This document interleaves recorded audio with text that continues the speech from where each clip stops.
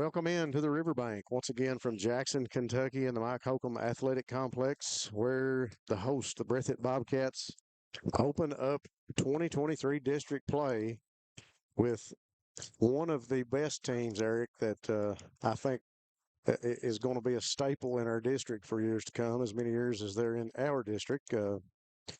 Somerset Briar Jumpers, a team that really needs no introduction. They're always a disciplined team.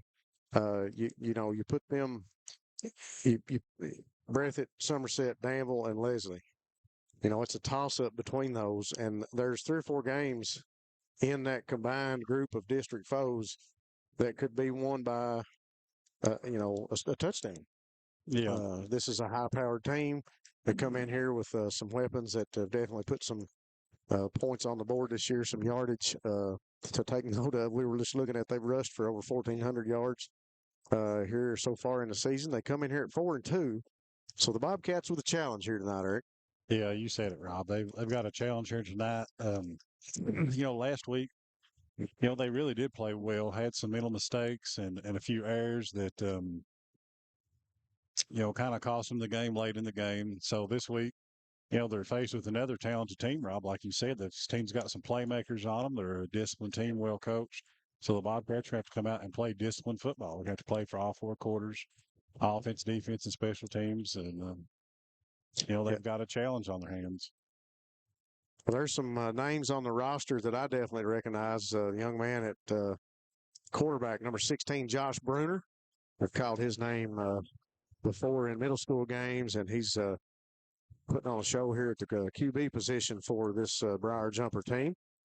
The Hughes brothers, Cam and Chris, number 13 and number 17, are also 2 people that you're probably going to hear a lot of tonight.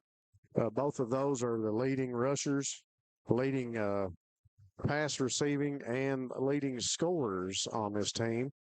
And if you want to look a little deeper, the third best rusher on the team is Bruner himself, the QB. So this team's going to run the ball a lot. 1,464 yards in 6 games, 750 yards through the air.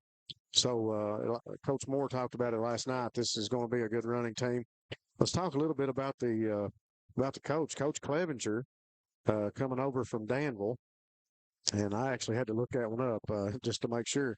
But he spent 8 seasons at Danville. So, they've got a big district opponent with Danville. But Somerset and Breathitt, 2 good football teams. Anytime they get together, it's going to be a good one.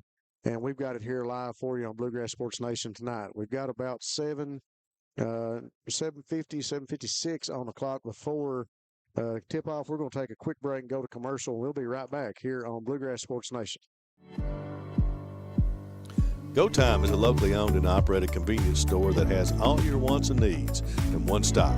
We have everything from quick snacks and cool drinks, a full-service deli, fresh coffee bar, soft-serve ice cream, and milkshakes. Also, make sure to check out our Little Caesars pizzas.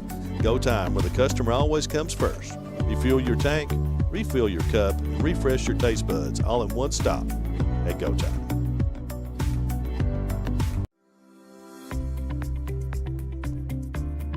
People's Bank is proud to continue to invest in the Bluegrass State.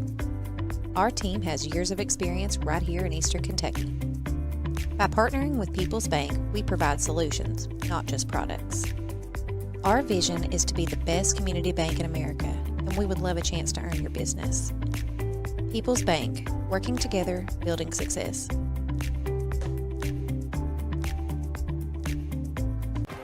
What keeps you going? Your love for the game? Your teammates? A victory? At ARH Orthopedics, our goal is to keep you pain-free so your body can keep going.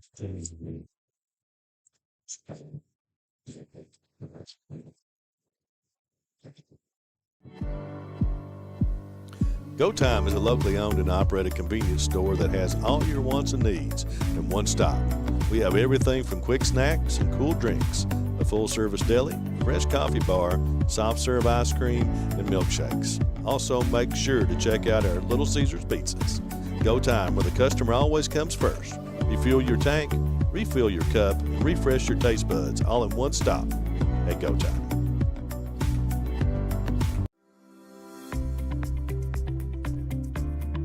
People's Bank is proud to continue to invest in the Bluegrass State. Our team has years of experience right here in Eastern Kentucky. By partnering with People's Bank, we provide solutions, not just products. Our vision is to be the best community bank in America, and we would love a chance to earn your business. People's Bank, working together, building success.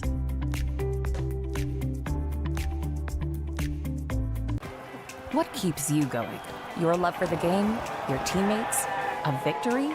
At ARH Orthopedics, our goal is to keep you pain-free so your body can keep going. There's no time for discomfort in your joints or ligaments caused by an injury.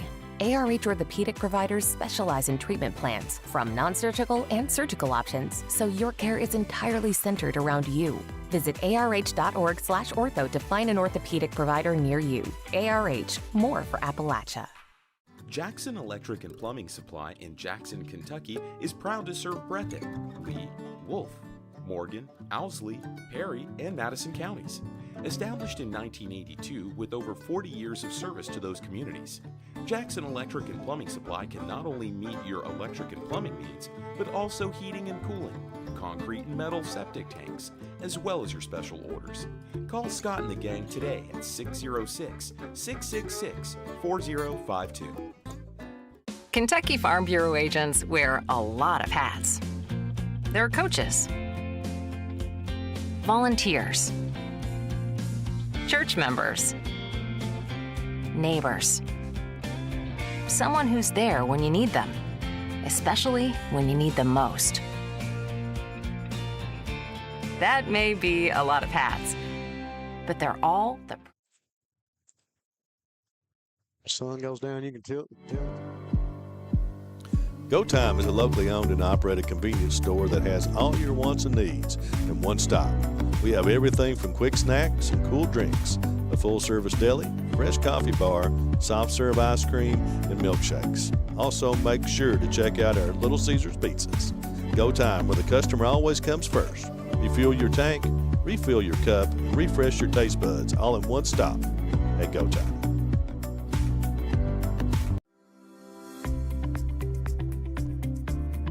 People's Bank is proud to continue to invest in the Bluegrass State. Our team has years of experience right here in Eastern Kentucky. By partnering with... All right, ladies and gentlemen, we are back from the riverbank. We've just had our team captains meeting at the 50-yard line, both coaches and players and referees shaking it up. For the Briar Jumpers, the team captains, number 11, Caden Samala, number 13, Cam Hughes, number 9, Braden McChrystal, and number 74, Jason Gambrell were on the field. We had Isaac Wills Turner, Jacob Parker, Evan Miller, and James Ogans out for the Cats. Eric, I missed the actual turn of events looking at the roster for our team captains. I don't know who's going to be receiving it, but we did get the coin toss. Briar Jumpers to our left, Cats down to our right, getting ready to run through the banner. This is homecoming for the Cats here tonight. So we will be bringing you that broadcast during halftime also, but we'll just live stream that. We won't be calling out any information through the commentary. Got about 2 minutes before kickoff. We were talking about this Briar Jumper team in pregame right before we went live, and then as we came on the air, offensively, Eric, they've got 2 or 3 guys that really pack the load, if you will, for them, doing the brunt of the work. But I'll tell you what, the impressive-looking athletes out here in warm-ups, they look to be in the skill position. They look to be very talented. Yeah, they're a good-looking team. Yeah,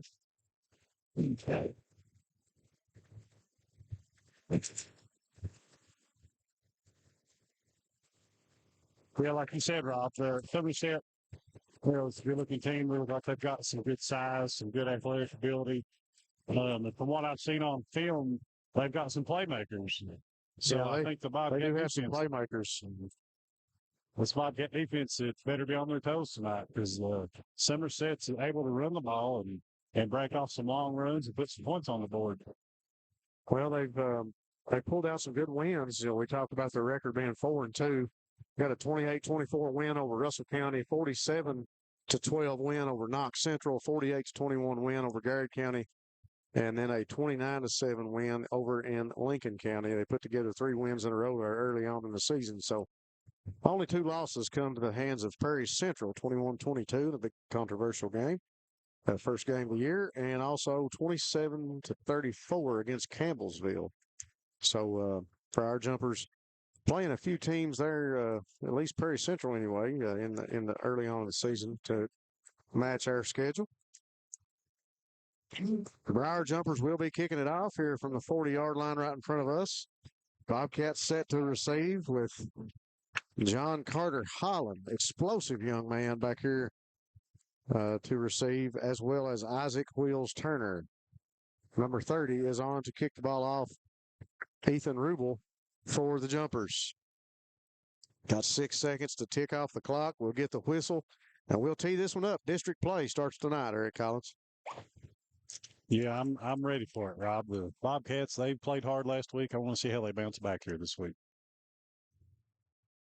Waiting on the whistle, and there it is. 12 minutes on the clock, and here's the kick. And they kick it right to John Carter Holland. He goes up for it. It goes off his fingers. He'll pick it up around the 5-yard line. Makes one man miss. Second guy reaches out and going to knock him out of bounds. Looks to be spotted right around the 12-yard line. So Carter maybe lost that one in the lights, maybe, Eric. He went up for that one just off the tip of his fingers, but he's able to gather it up and come out of there at the 5-yard line. About a 7 or 8 yard pickup for John Carter, and the Cats will go to work. Yeah, unfortunately, he wasn't able to catch it cleanly and take off because we know what kind of returns he's capable of, but at least he was able to get a hold of it and get something for the Bobcats. They're going to be starting deep in their own territory. They've got the opportunity to come out and show the Briar Jumpers what they can do on offense here. So the go time first down for the Cats will take place from the 13-yard line. They show the spread, then they come back in and go to the wishbone right up inside. Going to punch it up to about the 16-yard line is Corey Combs. No, that was Gibson. My bad. I saw the 2 come out of there, and that was Isaac Wheels Turner getting up. So Gibson on the carry. He'll punch it up to about the 16, maybe the nose of the football, just on the 17-yard line, looks like from here. I like that little wrinkle we just saw. The Cats came out and spread, and then they tucked it back in real quick, brought it back into the wishbone. This time Isaac Wheels Turner goes into motion. They show the option, and Turner has it on the pitch. He's around the right corner, and he'll pick up the first down, I believe, just before he goes out of bounds. So a good run by Isaac Wheels Turner, and that'll be a People's Bank of Jackson first down for the Cats, courtesy of a little option pitch from Stacy to Turner. Yeah, Rob, I'm like you. I like the wrinkle there. It's nice to have the ability to line up and spread or shift back to the bone with the same personnel, not having to run players in and kind of let the opponent know what you're doing. Shouldn't call that an option. I think that's a design play. The pitch is, but just used to seeing it that direction. Give in the backfield to Holland. Holland going to be tackled right around the 21, 22-yard line. Ball comes loose, but it's after he's on the ground. So John Carter Holland out of the backfield for the Cats. Chris Hughes, for the Briar Jumpers there, read that well, responded, able to get John Carter there. Looks like for a short loss. I kind of like what I'm seeing. The Bobcats coming out, 3 straight runs, picked up the first down on the second play. Not successful on that play there, but, it's still early. And then Cats again come out in the spread. They'll give up inside. I believe that is Caden Bowling, or is that John Carter back there? I didn't see the number. And after the Briar Jumpers come up, that is Gibson. So Gibby Gibson back in the backfield. Jaden's going to bring it up to the 25-yard line. So it'll be 3rd and about 9, judging by the sticks across the field. Ball, like I said, just shy of the 25-yard line. Still Cats deep in their own territory trying to get it out of here against this Jumper defense. And we'll get a timeout on the sideline here for the Cats. We'll keep it here, Eric. So far, the Cats have shown a lot of run, and that's predominantly, I think, what we're going to see in this game. I'm sure that, as we usually do, they're going to, get the defense biting inside maybe before they try to go through the air. Yeah, I think you're right, Rob. And that's just Coach Moore, evolving as the season goes on, seeing what his team's good at. And, with the big offensive line they've got, the ability to get a push up front and several talented ball carriers, I don't blame him for running the ball. But I know Coach Moore at heart as a quarterback, he likes to throw it. So I think you're right. He's going to try to maybe set him up for a pass, maybe catch him looking for the run and hit one over the top and try and get a big play. But right here, we're at 3rd and long, obvious passing down. So it'll be interesting to see what Coach Moore dials up here for the Bobcats. The Cats back out on the field showing spread for our receivers.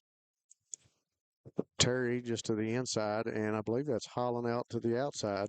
Isaac Wheels Turner here to Stacy's left. He fakes inside, and he drops it over the middle, intended for Terry, and the pass will fall incomplete.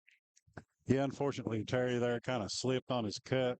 I think that he was hoping there for Stacy, just not able to connect that time. Let's say a shout out to Edgar Riley watching, also Betty Maggard, Danny Haddix, Bobby Fraley, Tucker Neese and Blaine Asher, Bryce Hoskins, Vic Turner, Bo Holland, Darrell Deaton.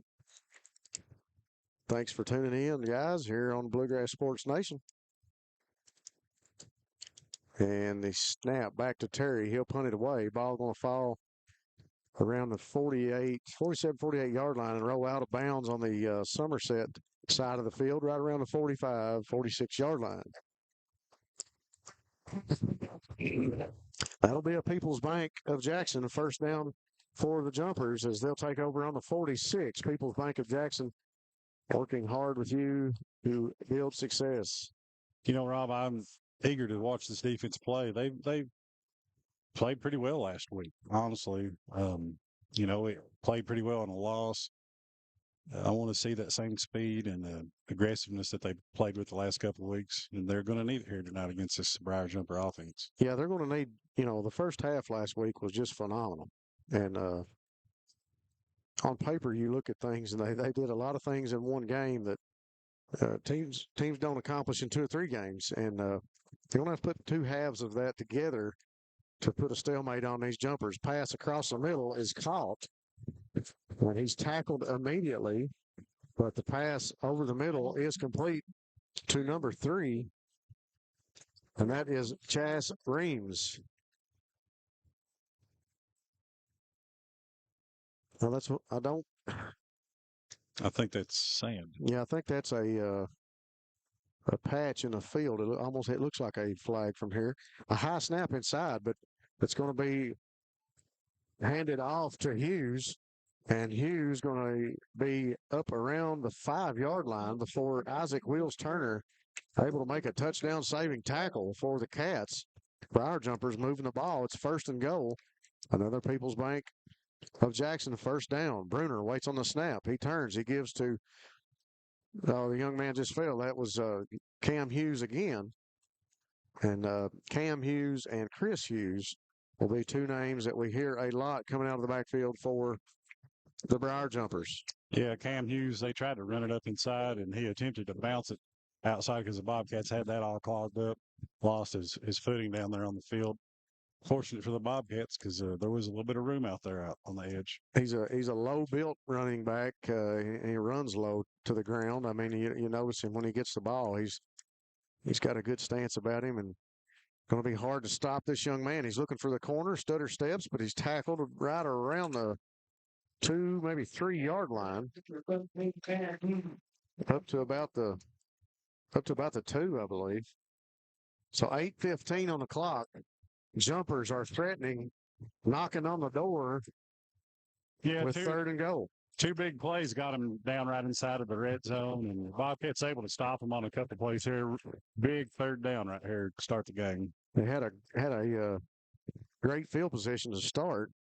Bruner with Hughes now. Cam Hughes just to his left. He'll call for the snap. Put him up. Ball hits the ground. And we got a whistle and a flag. False start. The ball snapped and rolled about a yard on the ground. So with 7:48 on the clock, the Jumpers with their first penalty of the night, and that'll mark it back 5 yards. So the Bobcats take any kind of help they can get with their backs to the end zone as the Jumpers threaten to score. Two receivers to the far side of the field. The Jumpers again put two men in motion, bring them to the left. High snap, pitch over to Hughes. Hughes stutter steps, finds some grass, and he will run into the end zone for the Jumpers. First score of the night, 7:33 on the clock. And the Jumpers go on the board first. Yeah, Somerset able to move down the field quickly there. They've obviously got some talent on that offense, got some players with some explosive ability. Bobcat defense has got their work cut out for them tonight, Rob. So Anderson Rubel on to kick the extra point for the Jumpers. Low snap again. He'll get the boot into it. It's up, and it is good, the sign from the referee. So that scoring drive brought to you by Go Time. Go Time, refresh, refill, and refuel at Go Time with 8 great locations to keep you on the go. So the Jumpers go on the board first, 7-0. And really offensively, the first play maybe something that we didn't expect from Somerset, but if they've watched any film on us, they felt like that was something that could hurt us, and they wanted to try it early. Yeah, I would not be surprised if we saw that again because the base defense of Bobcats play, there's a little bit of room behind the linebackers in front of the safeties. And if Bruner's able to make that pass to get it over the linebackers and down in front of the safeties, then it could be a long night. So tonight's a big night, as we talked about, as it's got a lot of things going on here for the Cats, as well as homecoming, district play, and also the Team Colton DIPG Foundation, an aggressive form of brain cancer that affected a young man here in Breathitt County. Team Colton Foundation has a tent set up here. Excited to have them here. They'll be taking T-shirt orders and accepting trunk or treat sponsors, and invite you to donate some candy for the trunk or treat. Kick going to go to John Carter again. He'll handle it at the 15, and he'll lower his shoulder on number 17 as he'll get it up to about the 35-yard line. Same young man, I believe, got him out of bounds on that first kick. That was Chris Hughes doing the job here on defense for Briar Jumpers. Great job by John Carter to once again bring a good kick, a deep kick for the Jumpers, and John Carter able to bring it out of there. Ball going to be spotted on the 34-yard line in Bobcat territory. Cats break the huddle, come to the line of scrimmage. In the wishbone. Single receiver, I believe, is Strong. Stacy will turn. He'll give it to Corey Combs. Combs stutter steps. Pick up. A pretty good pickup that time. Pickup of at least 5, I believe. Yeah, we talk about it every time the Bobcats line up in it. We like to see them line up in the wishbone and run and take advantage, try to leverage that big offensive line. They've got a couple of good power backs there in Combs and Gibson. It'll be neat to see interesting to see if they put John Carter in there to maybe switch it up and get a speed back with the ball in his hands out of the wishbone. Coach Moore with the headset on the sideline here tonight, talking to the guys up top. Alex Strong, single receiver out to Stacy's left. Once again, the Cats in the bone. Stacy under center. He'll turn. This time he'll give up inside. Little counter play to Bowling. That was Gibson. So Jaden able to get it back up to the 40, right at the 40-yard line. Be third down and about 4 for the Cats. Stacy comes back onto the field after getting the play from Coach Moore. I like the Cats out of the huddle, Eric. It gives us a little bit of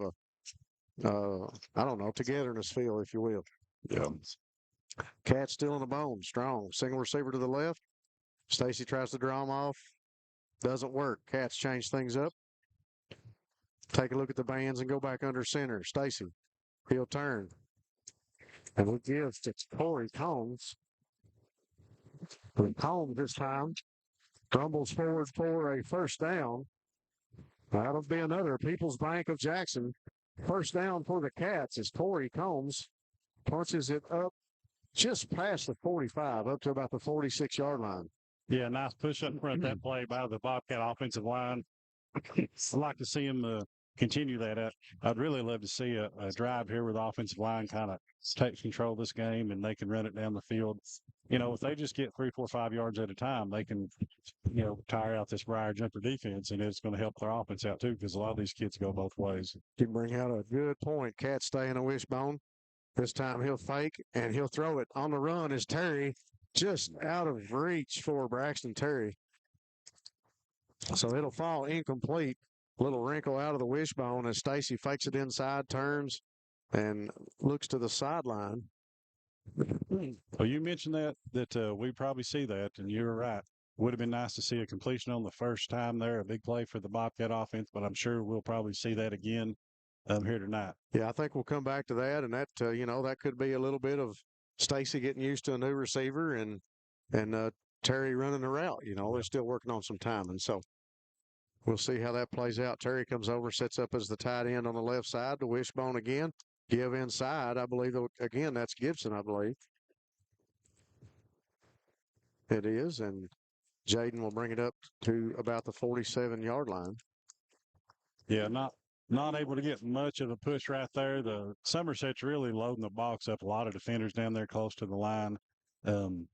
Like we just said, I look for Coach Moore to try to spread them out and open it up and then come back to that as the game goes on. They definitely got some gap fillers, if you will, as we talk about inside. And we saw one young man just go off the field for the Jumpers, and they are definitely loading the box, showing blitz that time. Give to Gibson. Gibson gets past one tackler, stays on his feet. He gets a little bit of a push, and he'll get just past the 50-yard line into the Jumper territory. Ball spotted on the 49-yard line of the Jumpers.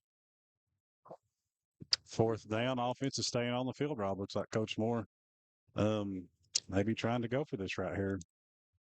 Well, I mean, early in the game, right now at the 50-yard line, and you've been picking up 3, 4, 5 yards with the wishbone every time. This time the Cats come out of it. They'll put Combs in motion. They move Holland in motion. They fake the sweep to him, pass over the middle. Great job by Terry going up the ladder to get the catch. Great catch by Braxton Terry to pick up the People's Bank of Jackson first down as Stacy to Terry over the middle.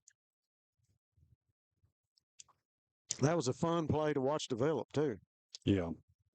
Yeah, I think the play action there kind of got the defense looking. Terry went out the other way when it was open. Pass a little high, but he's able to go up and get it, pick up a big first down here for the Bobcats on 4th down. Yep. So Coach Moore goes to the playbook.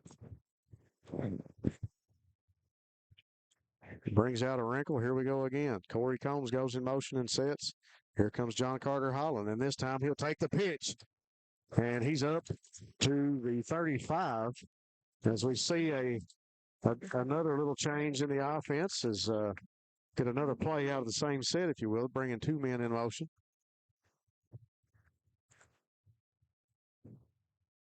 Yeah, and John Carter, he just needs a small crease, and he's able to break a big play. I'm sure that they'll come back to that again, because if he can get a seam and just get to the second level, he can be gone real fast. Takes him very little to get his jets turned on. Man, he can get going quick. Shout out to Adam Stacy and Rick Fugit, Steve Turner, and Shirley Hounshell watching tonight. Cats in the spread again. They look inside to Gibson, and Stacy has to go down to protect the ball. And he'll go down. That'll make it 3rd. Yeah, good penetration there by the Briar Jumpers. Didn't fall for the play fake. Nowhere to go for Stacy on that play. So ball back to the 38-yard line now with 2:05 here to go in the first quarter. Stacy, Gibson to his right. Isaac Wills Turner and Corey Combs, receivers to the left. Terry and John Carter Holland, receivers to the right. They'll switch things up and bring in Alex Strong now.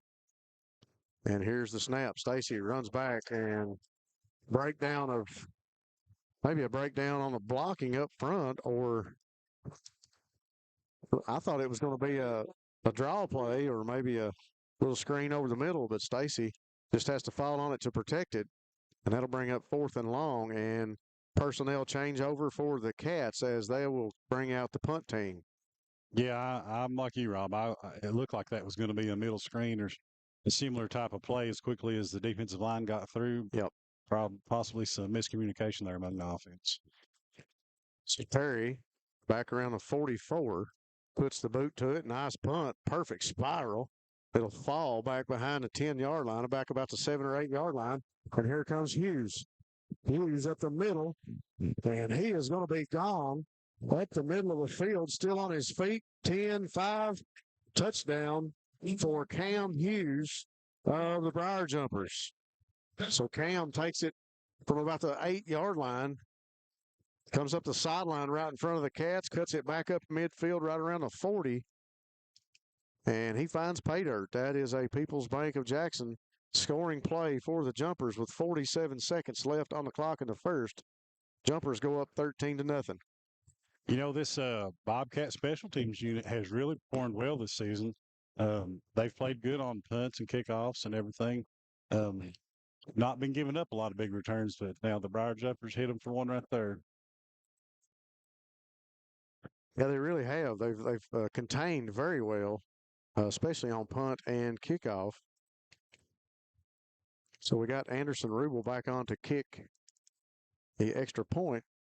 It's up, splits the uprights, and it is good. So that'll make it 14-0 Jumpers here in the first quarter on a big run from Cam Hughes on the return. Yeah, that was a real nice punt by Terry right there. Just not able to contain the Hughes on the return. Well, we talked about the workhorses on this Briar Jumper team, and definitely we are seeing them here early in the first quarter in this game. It's been Bruner and Hughes. Samala, we saw some action from early. But for the most part, Cam Hughes doing a lot of work for the Briar Jumpers and really getting them up and down the field. Of course, that return on the shoulders of Hughes as he's definitely adding to his utility yardages here tonight. Yeah, and he showed what kind of player he was on that return, showed good vision, saw the lane and cut back, and then good acceleration, hitting the lane, and nobody was able to catch him. So 2 dangerous return men back here for the Cats at the 10-yard line. Got Isaac Wheels Turner and number 4, John Carter Holland. Back around the 15-yard line now for the Cats.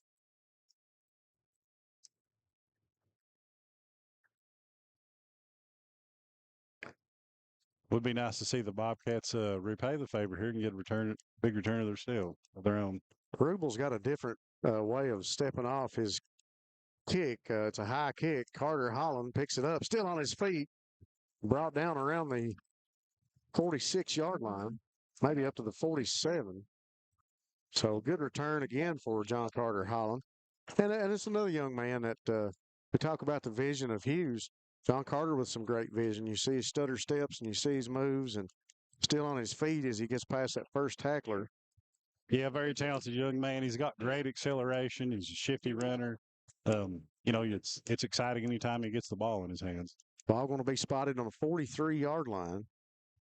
That'll be a Steak and Shake first down for the Cats. Steak and Shake of Hazard, famous for the great steak burgers and milkshakes. Isaac Wheels Turner goes in motion. Then the shuffle pass up inside to Gibson. And Gibson's going to be right even with the first down marker. The line judge on the far side of the field looks to be set up for the first down, and it is. He said, let's move the chains. Yeah. So what could have been very easily a busted play, Stacy able to get rid of it inside to Gibson, and Jaden able to keep his motor going and pick up another Steak and Shake first down for the Cats. Yeah, that's a wrinkle I believe Coach Moore put in last week. He's got a couple of plays that kind of run off of that. And that little, I'm not sure if you'd call it a shuffle pass or a draw, but it was something they ran several times last week with some success and finding something again here tonight. We'll take a quick break here on Bluegrass Sports Nation. We'll be right back. Go Time is a locally owned and operated convenience store that has all your wants and needs in one stop. We have everything from quick snacks and cool drinks, a full-service deli, fresh coffee bar, soft-serve ice cream, and milkshakes. Also, make sure to check out our Little Caesars pizzas. Go Time, where the customer always comes first. Refuel your tank, refill your cup, and refresh your taste buds all in one stop at Go Time. Folks, we are back from the riverbank here. 20 seconds left in the first quarter. Briar Jumpers of Somerset up on the Cats, 14-0 here early in the first quarter. Cats looking to Jaden Gibson that time to pick up the first down. And they'll go back to work.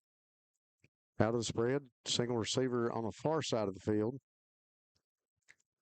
Trying to see who that is over there. Can't tell from here. Bowling in the backfield with Stacy. Terry and Holland this side of the field. Dylan Stacy keeps it. That was the designed option play that I was looking at earlier. And the young man didn't bite on Stacy, and Stacy just kept it himself. And he'll pick up another Go Time. First down for the Cats. Go Time, refresh, refill, and refuel. Yeah, good job by Stacy to read the defender, understand, how he was reading the play and get up in there and pick up a first down for the Bobcats. Cats are going to let the clock tick out, and that'll end the first quarter. Briar Jumpers up 14-0 on the Cats. Cats able to move the ball on the ground. We'll take a break here in between first and second quarter on Bluegrass Sports Nation. We'll be right back. Family and hometown pharmacies have been serving Breathitt County for over 20 years and are proud to support our local athletes. They are hometown owned and operated by Portia and Everett Dunaway. Portia and Everett want you to know that family and hometown pharmacies are here for you. Now offering 2 ways to fill your prescriptions. Use the Refill Quick app on your smartphone or give them a call at 666-5519 or 666-5500. Since 1962, Citizens Bank and Trust of Jackson has been proud to serve the community. They care about the people of Breathitt County and are the only locally owned bank in the community. With 2 branches in Jackson and 1 in Beattyville, they're never too far away when you need them. And with the latest innovations in banking, keeping track of your finances has never been easier. Helping to grow Breathitt County as leaders for over 60 years. That's Citizens Bank and Trust, member FDIC, equal housing lender. All right, folks, we are back to the action. We've flipped the sides of the field. The Cats going from left to right now. Stacy sitting in the spread. That's Bowling just to his left. 3 receivers over to the right. Stacy going to sit back, look across the middle of the field. He goes deep, looking for Terry. I believe Terry was tripped up. Pass is incomplete.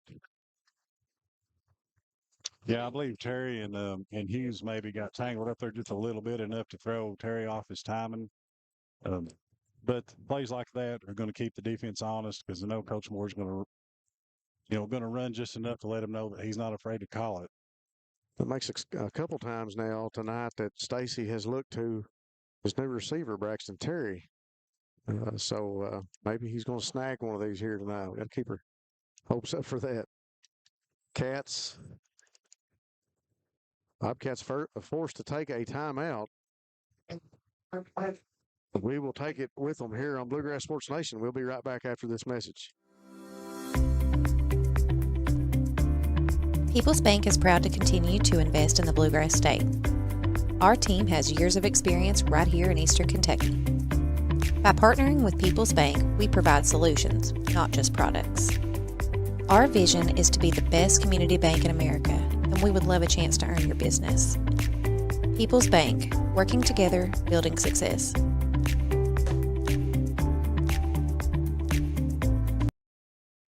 7:54 to go here in the second. Cats forced to take a timeout there. Maybe a miscommunication. I'm not for sure, Eric, but that's what it looked like to me on the part of the Bobcats. That happens occasionally. The key is try to minimize those as much as you can because timeouts are a valuable commodity. Cats go back to work. Stacy looks to the outside. He's got a pitch man, and it's Bowling. Bowling picks it up.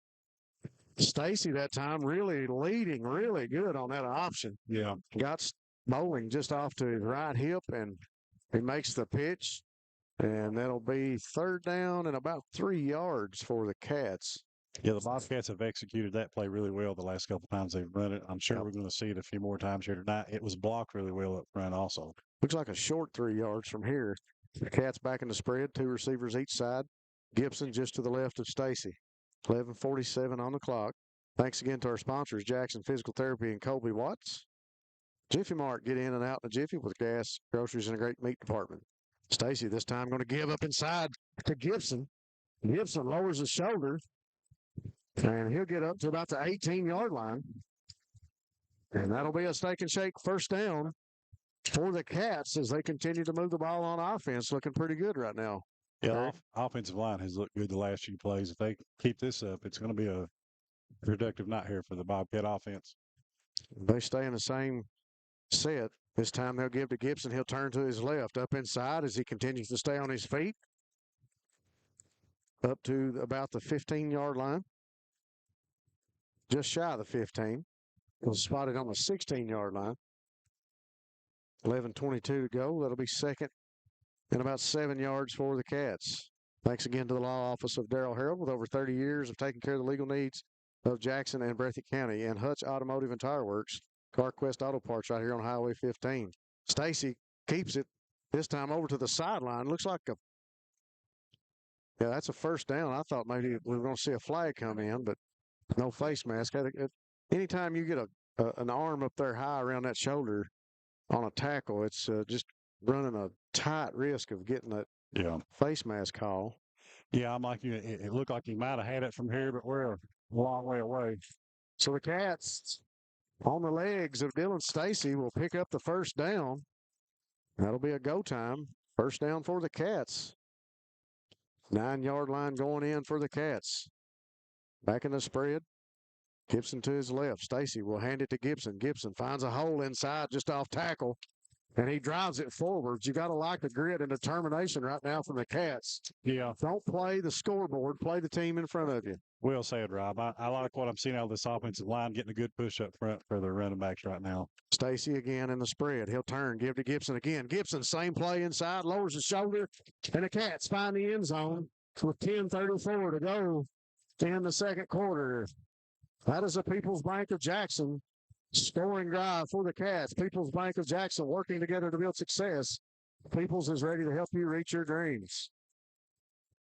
That was a good-looking drive the Bobcats put together right there, Rob. It really was. Yeah. A really impressive drive. You see a lot of determination in these guys going down the field because they're able to get to the end zone courtesy of Jaden Gibson. Kick from Terry is up, and the sign from the referee is good. That'll make it 14-7, 10:34 to go in the first half. Thanks again to Southern Woods Heating and Air for all your heating and cooling needs, installation or service. No job too big or too small. Dr. Stephen Howard Chiropractic. If you've been injured, Dr. Howard can help you, including auto accidents and workers' compensation. YPK Motorsports with 3 locations in eastern Kentucky, Jackson, Hazard, and Paintsville. Visit ypkmotorsports.com for your next ride. Rose Brothers Department Store with locations in Jackson and Vateville. Shop in the store or online at rosebrothers.com. PDQ Sales and Service, formerly Jackson Wholesale, serving the wholesale needs and supplying eastern Kentucky. Lakeside Homes, if you're looking for a new home, be sure and stop by Lakeside Homes. Stop by and see Scott for all your electrical, plumbing, heating needs at Jackson Electric and Plumbing Supply. So the Cats march down the field to start out the second quarter, make things a little interesting here, 14-7. I like what I see early on in that second quarter, Eric. Not a drop, a give up in the Cats is showed a lot of grit to get down the field. Yeah, they did. I like what I saw out of the team on the field, and I like the play calling also on that drive. Yeah. Terry puts a boot to it from the 40. It's going to sail almost over the head back to the 5-yard line. And that's number 17, Chris Hughes. And he's finally brought down right around the 30-yard line.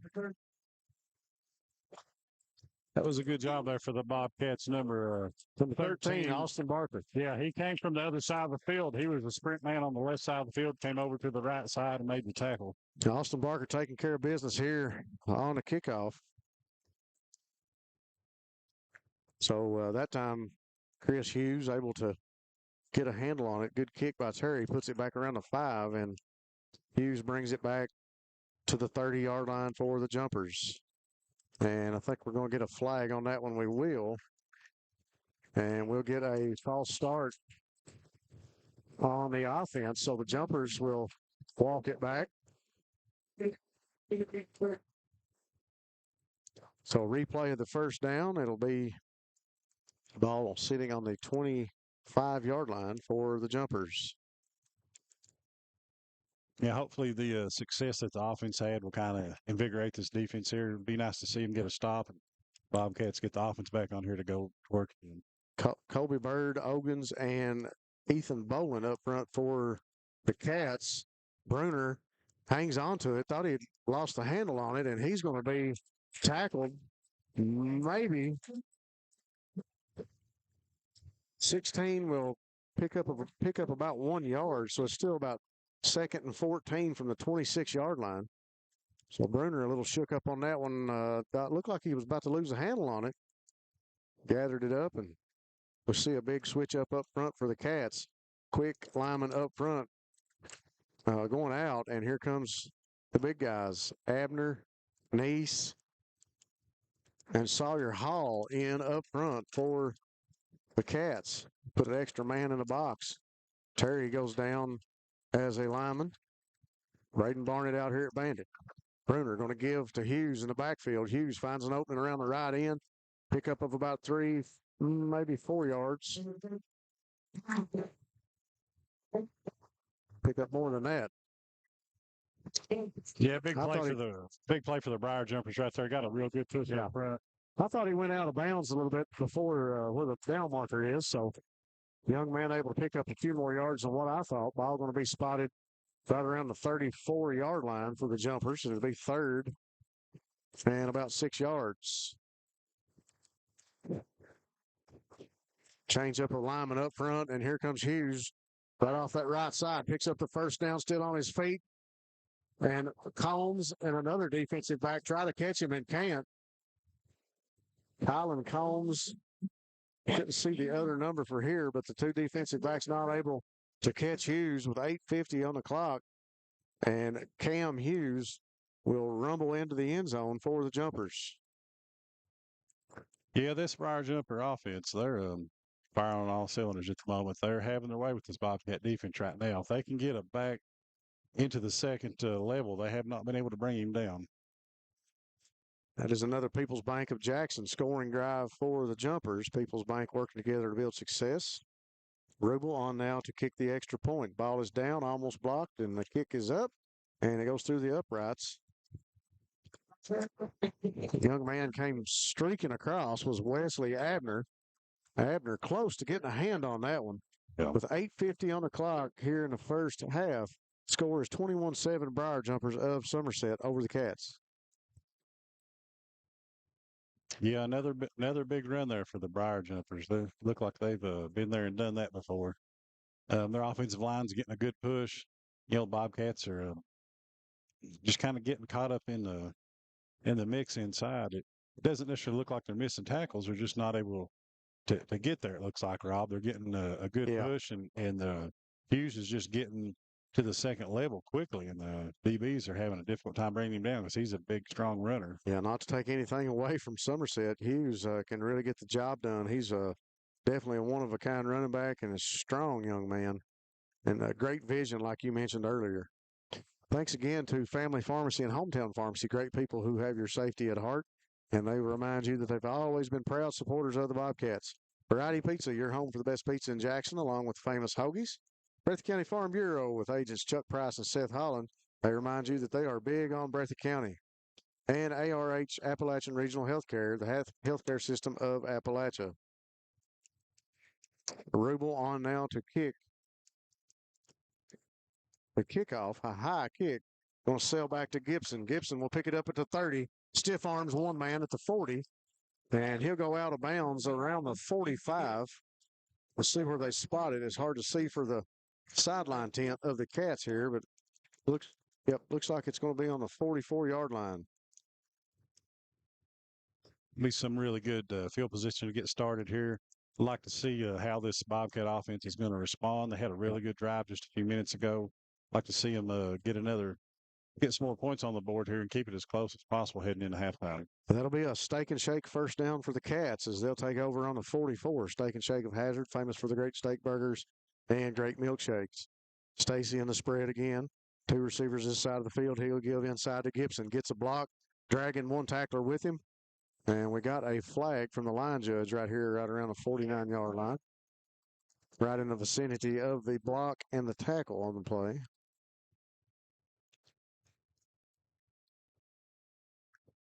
Personal foul face mask against the Jumpers. So that penalty against the defense will march Somerset back. And that will be another go time. First down for the Cats. We'll take them any way we can get them. Go time. Refresh, refill, and refuel with 8 locations to keep you on the go. Cats still in the spread. Gibson will come out of the game. 2 receivers this side. Strong and Turner. Far side, we have Terry and Holland. Bowling sets up shop just to the right. And Stacy will give to him back around the left end. And another high tackle, but Caden able to get it up to about the 34. Good push up front by the Bobcats, able to blow the defensive line off the ball. Second, about 6 yards now for the Cats. Ball on the 33-yard line. 3 receivers stacked now to Stacy's right. Terry, Turner, and Holland. Both of them get out of their little screenplay designed for Holland. Holland tackled from the back. And number 4, Grayson Gulak read that very well, reacted quickly, able to keep it to a small gain. Yep. If you can catch Carter from behind and get him down, you're quite the athlete. So the Cats get set again with 3 receivers to the right. 1 to the left is Strong. Thanks again to the law offices of David A. Johnson with offices in Hazard and Jackson. This time Stacy on the option again. He'll pitch to Bowling. Bowling lowers his shoulder to pick up the first down before he goes out of bounds. And Caden Bowling, young man that did an excellent job in the senior spotlight last night over at Variety Pizza.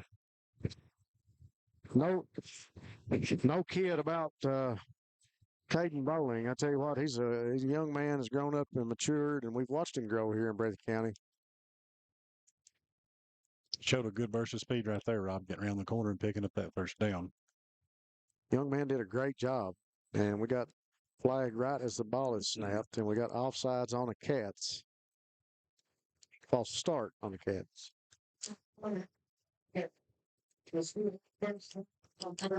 So 1st and 15. Ball from the 29-yard line. 3 receivers stacked again to the right for Stacy. Bowling just to his left. Strong, the receiver to the far side of the field in front of Somerset. Stacy waits on the snap. He'll take it, fakes the pump, and he'll go deep for Isaac Wheels Turner, and it's overthrown. Isaac was going to the corner of the end zone, and so was the ball thrown from Stacy, just a little overthrown. Yeah, Wheels had a step there on the defender. Thought that was going to be 6 points, just a little bit outside of his reach there. Bowling comes off the field. Gibson comes in. Turner, Holland, and Terry, receivers here on, Isaac Wheels Turner going to go off the field also. So Holland and Terry to the right. 2 backs in the backfield. Corey Combs, Jaden Gibby Gibson. Stacy takes the handoff, gives the handoff to Gibson, and he will fall forward right around the line of scrimmage. Maybe a pickup of a yard. Yeah, the edge defender crashed in there quickly, came unblocked. Gibson had nowhere to go there. Thanks to Citizens Bank and Trust of Jackson, serving the financial needs of Breathitt County. Check out the free CBTJ mobile app. Big Blue Heating and Air. Call them for all your heating and air needs. HVAC contractors serving Central and Eastern Kentucky. Thacker and Grigsby, the best in telephone, television, and internet, serving Breathitt, Perry, Knott, Letcher, and Leslie counties. Cats go back to work from the spread. Stacy takes it. He'll set back. Rolls out to the right. Long pass across the field. Caught by Braxton Terry as he's drove out of bounds up around the 15-yard line. So nice pass that time from Stacy, and a nice reception by Terry. It's still going to be 4th down and about 3 yards. Yeah, huge play there by the Bobcats. Well executed. Put them in position to pick up this 4th down here against the tough Briar Jumper defense. Clock shows 4th and 2. Ball on the 15. 5:49 to go here before the half. Bobcats going back to work on offense, trying to punch it in here late in the first half. Stacy sits back, calm, controlled, throw to the corner of the end zone. Caught, no, knocked out of the hands of Caden Bowling. Looked like Bowling had a hand on it and was going to make the reception, but it'll fall incomplete as it's knocked loose, and it'll be a turnover on downs. Cats tried to go for the score in the end zone with a pass, and unable to do so on that play, and that'll be a turnover on downs. Somerset will come out with another People's Bank of Jackson 1st down for the Jumpers. You know, really wanted to see a score out there, Rob, but, you know, to try to look on the other side of that coin, the Bobcat defense do have the Briar Jumpers backed up here. It'd be nice to see them get a stop because the Briar Jumpers have to go a long way right now. Bruner in the backfield waiting on the snap. He'll take it. He'll give to Hughes in the backfield. Hughes makes one-man miss, still on his feet, spins, and brought down by Terry. But Hughes brings it up to about the 30-yard line. Hughes getting up slow. Yeah, he's getting through the line there. Yeah. He's hard for the Bobcats to bring down. He's a tough, physical, and shifty runner. Ball on the 29-yard line. So a go time 1st down for the Jumpers on that play as they get a little bit of room to work in the backfield now as they get out of the end zone. Bruner waits on the snap. He'll give inside to Hughes, and he's tackled immediately right at the line of scrimmage by Big Sawyer Hall. Waylon Abner and Ethan Bowling also up front for the Cats right now. So that's a big but a quick set of 3 linemen in there for the Cats. Yeah, good job by Abner there to get some penetration and kind of disrupt that play. Jumpers go back to work. Bruner waits on the snap. He'll give again to number 17. That is Chris Hughes. Hughes going to be up just about 2 or 3 yards shy of the 1st down, but a pickup of at least 5 or 6 yards that time. So that time the Jumpers to give Cam Hughes a little bit of a break, and they'll hand it off to Chris Hughes. Both these Hughes brothers are tough runners, Rob. The Bobcats, you know what? You see a few of the defense players out there trying to make arm tackles, and that's not going to bring down these 2 running backs. It's not going to bring down either one of these guys. Bruner waits on the snap. 1 receiver each side of the field. He'll keep it himself up inside, trying to pick up the 1st down. He'll be very close. See where they mark the ball. And referee says they've got it. That'll be a Steak and Shake 1st down for the Jumpers. Steak and Shake of Hazard, famous for the great milkshakes and steak burgers. So the Jumpers able to move it up to the 40-yard line now. Be 1st and 10, 3:56 to go before the half. Bobcats need to be aware of the possibility of a pass here. The Briar Jumpers having success running the ball need to not fall asleep with play action. There it is. You said it, Eric, and the long ball, and going to be knocked down incomplete. Not hard to see who was going to come up with that one. Little play action like you spoke about as he rode Hughes up inside and pulled it out. Little fake, steps back, throws the deep ball. That one falls incomplete. It'll be 2nd and 10 Ball on the 40-yard line for the Jumpers. 3:38 now on the clock. Incomplete pass will stop the clock. Yeah. Abner will come out of the game for the Cats. Nice recovery by the Bobcat secondary there. It looked like Bruner had a man there for a moment. Bruner. We've seen this before already here tonight. He puts both of those guys in motion and he turns, pitches it to Hughes. This is Chris Hughes. Chris over in the corner to Alex Strong. Strong able to make the tackle. 3:28. He did not go out of bounds. Third down and about 7 yards to go. Whenever they do that two-man motion like that, they're getting an extra man. The edge defenders may possibly need to widen out, but it needs to be aware of the second guy blocking down on him. They're basically bringing two blockers to that side and just turning and pitching it to one of the Hughes brothers in the backfield. Spread for the Jumpers, 3 receivers to the right, 1 to the left. He'll sit back to throw. Bruner looks, he's pulled out of there, and it was a little draw play, and it did not work as it was read well by Jaden Gibson. Yeah, well defense by the Bobcats there. Potential to be a big play, but Gibson was there to make the play for the Bobcats.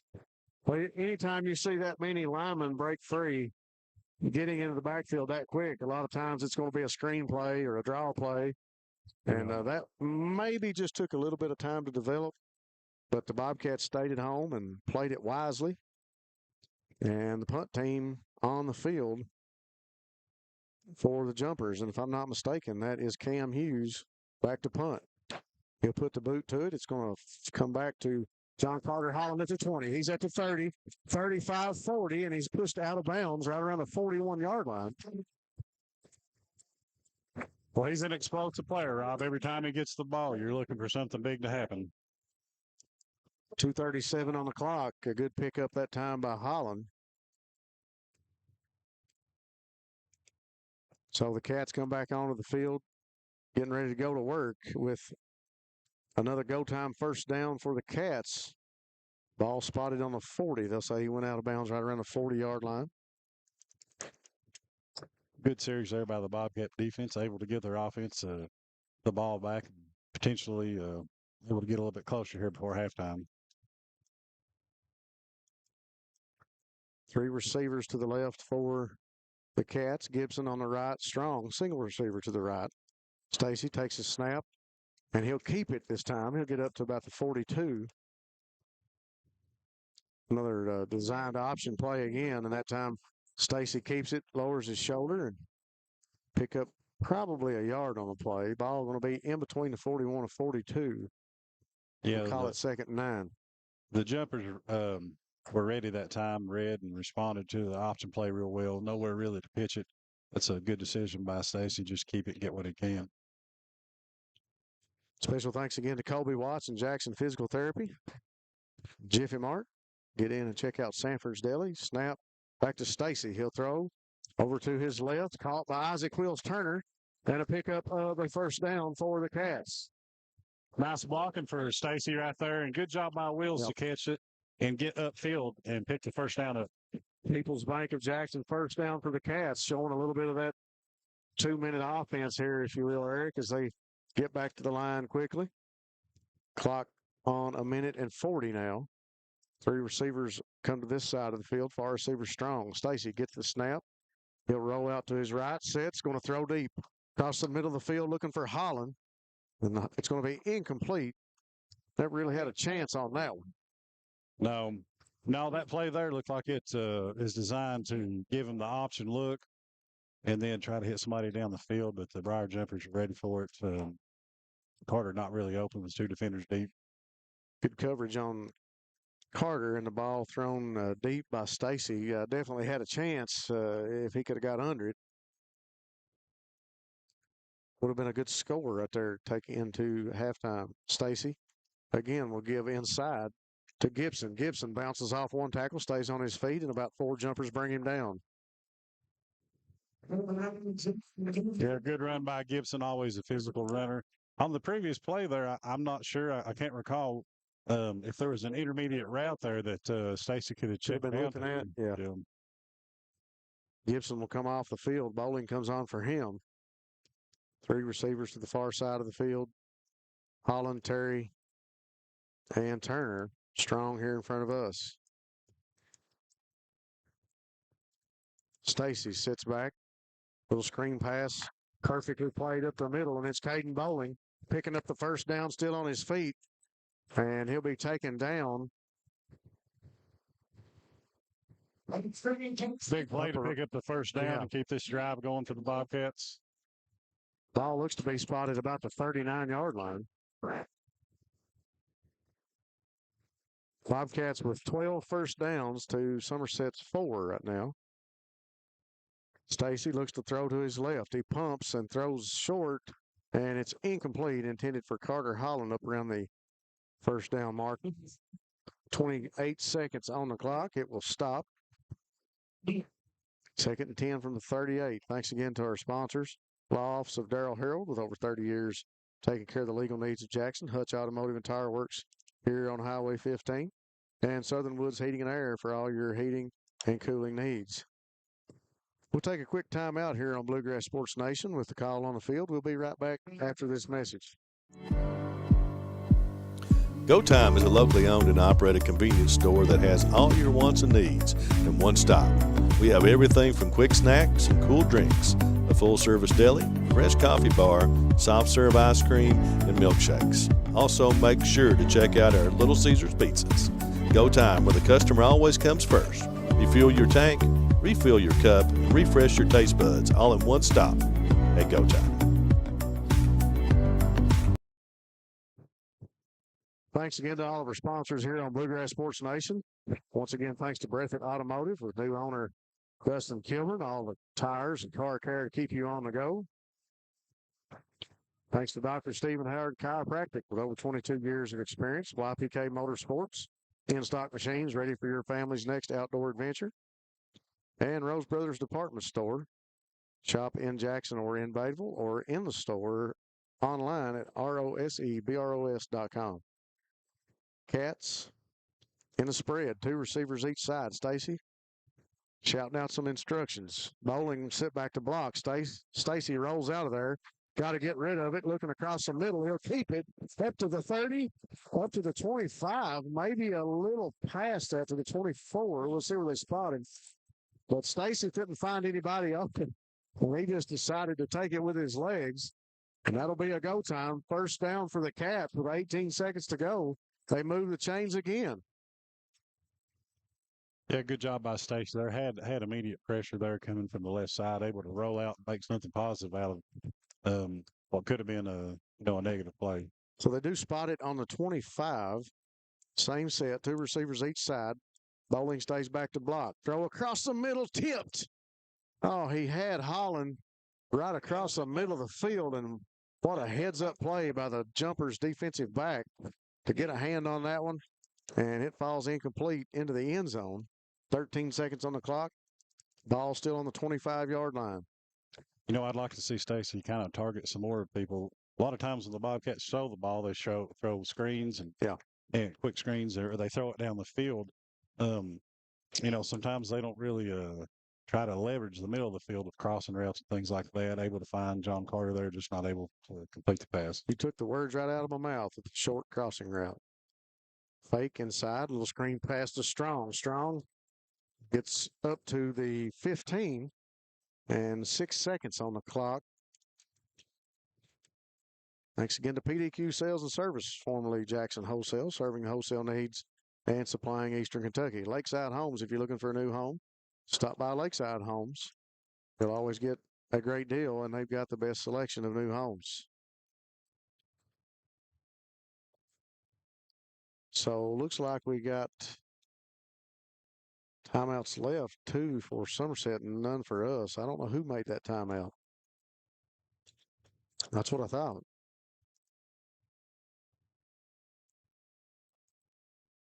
Thanks again to Jackson Electric and Plumbing Supply. Stop by and see Scott for all your electrical, plumbing, heating, appliance, and septic parts. Family Pharmacy and Hometown Pharmacy.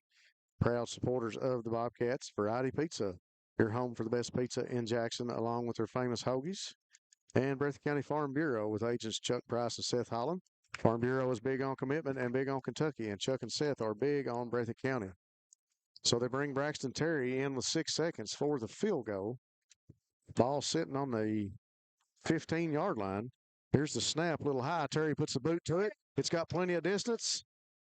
Oh, and it's just off to the right, just a little bit. Plenty of distance on it, though.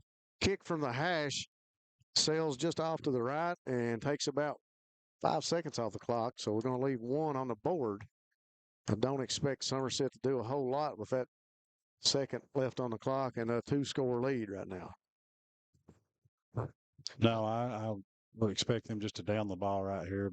But who knows? They may throw one up and see if they can't make something happen. Definitely a possibility. We'll see what happens as the Jumpers come onto the field for their People's Bank of Jackson first down, and they will drop to the ground and knee the ball, and that will run the clock out with 1 second. That'll bring us to the end of the first half here on the Riverbank. Somerset Briar Jumpers up 21-7 over the hometown Bobcats. We'll take a break here on Bluegrass Sports Nation, and we'll be right back. Kentucky Farm Bureau agents wear a lot of hats. They're coaches, volunteers, church members, neighbors, someone who's there when you need them, especially when you need them most. That may be a lot of hats, but they're all the perfect fit. Kentucky Farm Bureau, big on commitment. Lakeside Homes, located in Jackson, Kentucky, has been serving Breathitt and surrounding counties for over 27 years. They have new and manufactured homes from Norris, Clayton, and Fleetwood, single wides, double wides, and also an assortment of quality used homes. Many financing options available, offering site prep, delivery, and setup for a no-hassle experience. To find your new home, visit them at 42 Jeffs Drive in Jackson or on the web at www.lakesidehomesjackson.com or call 606-666-7558. PDQ Sales and Services, formerly known as Jackson Wholesale Company, is a locally owned and operated convenience store and grocery store supplier with a full line of products. They have ice cream, groceries, meat, dairy, candy, and more. They even have janitorial supplies including Tactical Strike disinfectant. Tactical Strike has been approved by the EPA to kill the virus that causes COVID-19. Give PDQ a call today at 606-666-2495. It's football season, and Rose Brothers is happy again to help sponsor the Breathitt Bobcats here on Bluegrass Sports Nation. When you're outfitting your athletes or need warm weather gear, visit us at Rose Brothers. Our Under Armour, Columbia, and Simply Southern outerwear are just what you need to keep the chill away. And see our athletic and active footwear for your whole family. And we offer no-fee layaway and free gift wrapping all year round. You can always see what's going on at Rose Brothers on the web at rosebros.com. Then come see us at Rose Brothers in Jackson and Batable. Hi, I'm attorney David Johnson. You may recognize me from some of our other ads, but injuries from an auto accident are no joking matter. With over 25 years of experience, our offices have the resources and expertise to go head-to-head with big insurance. While most of our cases get resolved without going to court, trust me, they know if the attorney you choose will take it this far. Either way, our clients get paid. So for all your legal needs, get the pros on your side. Variety Pizza, located at 1189 Main Street in Jackson, has been family owned and operated for over 45 years, serving the community with fresh, homemade, and handcrafted pizzas, sandwiches, salads, and more. Carry out or stay and enjoy the newly renovated dining areas with private party spaces available. Stop by and see Lee and Al or call 666-5454 for Variety Pizza. Family and hometown pharmacies have been serving Breathitt County for over 20 years and are proud to support our local athletes. They are hometown owned and operated by Portia and Everett Dunaway. Portia and Everett want you to know that family and hometown pharmacies are here for you. Now offering 2 ways to fill your prescriptions. Use the Refill Quick app on your smartphone or give them a call at 666-5519 or 666-5500. Since 1962, Citizens Bank and Trust of Jackson has been proud to serve the community. They care about the people of Breathitt County and are the only locally owned bank in the community. With 2 branches in Jackson and 1 in Beattyville, they're never too far away when you need them. And with the latest innovations in banking, keeping track of your finances has never been easier. Helping to grow Breathitt County as leaders for over 60 years. That's Citizens Bank and Trust, member FDIC, equal housing lender.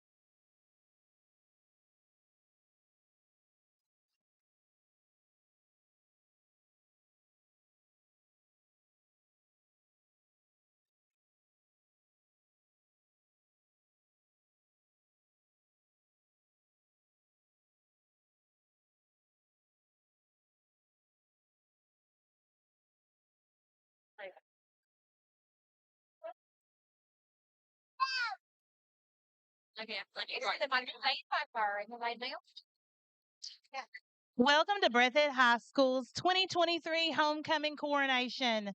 This evening, 21 outstanding young women are eager for the chance to represent their school as homecoming royalty. Before we begin, we would like to introduce our 2022 royalty. At this time, please welcome the 2022 Junior Homecoming Queen, Miss Kyra Smith.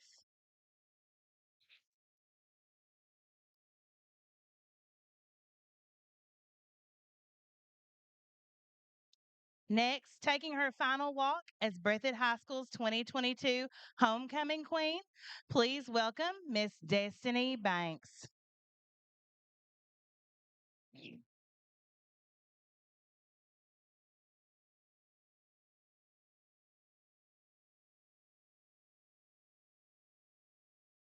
At this time, we would like to introduce the court, beginning with our middle school candidates.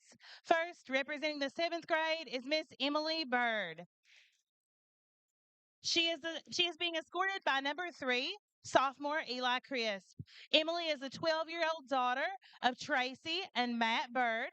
She enjoys cheerleading, playing volleyball, and gymnastics. She wanted to be a homecoming candidate to represent her school.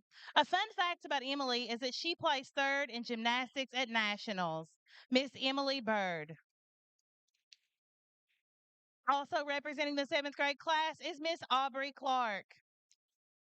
She is being escorted by number 51, junior Aaron Combs. Aubrey is a 12-year-old daughter of Heather Combs and Kevin Clark.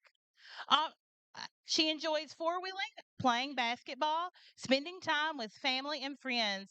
Aubrey wants to be a homecoming candidate to show others that if you believe in yourself, you can do anything. A fun fact about Aubrey is that she has a love for photography. Miss Aubrey Clark. Next, representing the 8th grade class is Miss Bristol Allen. She is being escorted by number 25, freshman Kylan Combs. Bristol is a 12-year-old daughter of Casey and Tasha Allen. She enjoys showing her school spirit by being on the cheer squad, traveling, and spending time with family and friends. She wanted to become a homecoming candidate to make memories, show her school spirit, and learn new leadership skills. Miss Bristol Allen.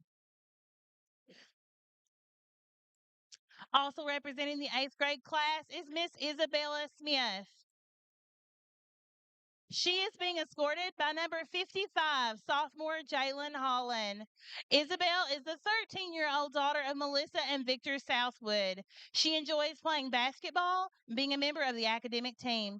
She wanted to be a homecoming candidate to show her school spirit and make memories.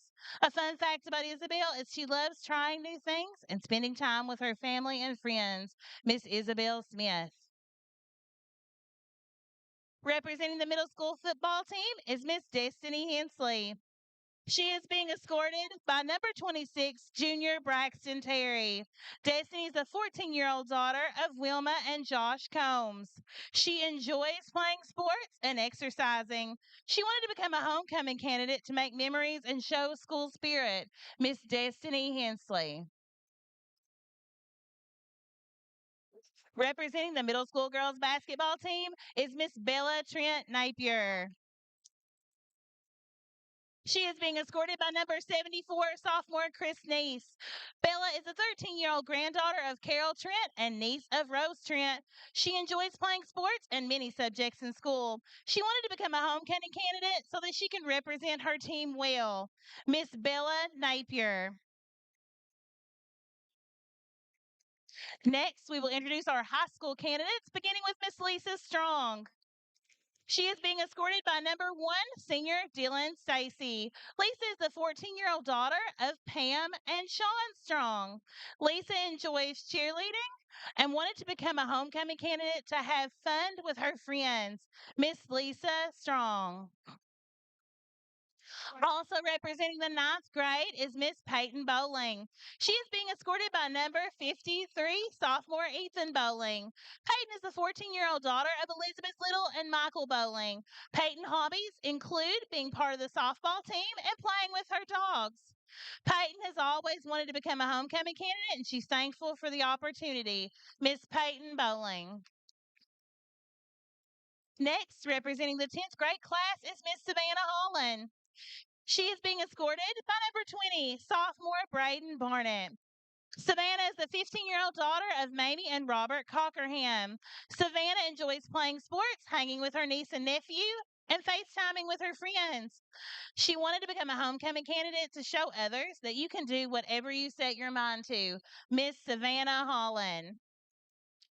Also representing the 10th grade class is Miss Jamaica Prater. She is being escorted by number 68, sophomore Waylon Abner. Jamaica is the 15-year-old daughter of Charlene Prater. Jamaica enjoys swimming, riding her side by side, and hanging out with her friends. She wanted to become a homecoming candidate because it's a great opportunity to be more involved in school activities and represent the sophomore class. Miss Jamaica Prater. Next, representing the 11th grade class is Miss Madison Strong. She is being escorted by number 82, junior Wes Abner. Madison is a 16-year-old daughter of Chastity and Josh Strong. She enjoys spending time with her animals, shopping, and she wanted to become a homecoming candidate because she enjoys dressing up and campaigning and representing her school. A fun fact about Madison is that she rides and shows horses in her spare time. Miss Madison Strong. Also representing the 11th grade class is Miss Victoria Wells. She is being escorted by number 79, James Ogans. Victoria is a 16-year-old daughter of Christopher Wells and Kathy Stroud. She enjoys studying her Bible and spending time with her friends. Victoria wanted to become a homecoming candidate because she wanted to represent her class, and she also enjoys dressing up. A fun fact about Victoria is that she has 3 older brothers. Miss Victoria Wells. Next, representing the 12th grade class is Miss Sue Ellen Barnett. She is being escorted by number 29, Corey Combs. Sue Ellen is a 17-year-old daughter of Willa and Dustin Barnett. She enjoys riding around and spending time with her family. Sue Ellen wanted to become a homecoming candidate to proudly represent her senior class. Sue Ellen's future plans include pursuing a career in the medical field. Miss Sue Ellen Barnett. Next, representing the Breathitt High School band is Miss Aaliyah Scott. She is being escorted by number 21, sophomore Alex Strong. Aaliyah is a senior and the daughter of Sue Haddocks.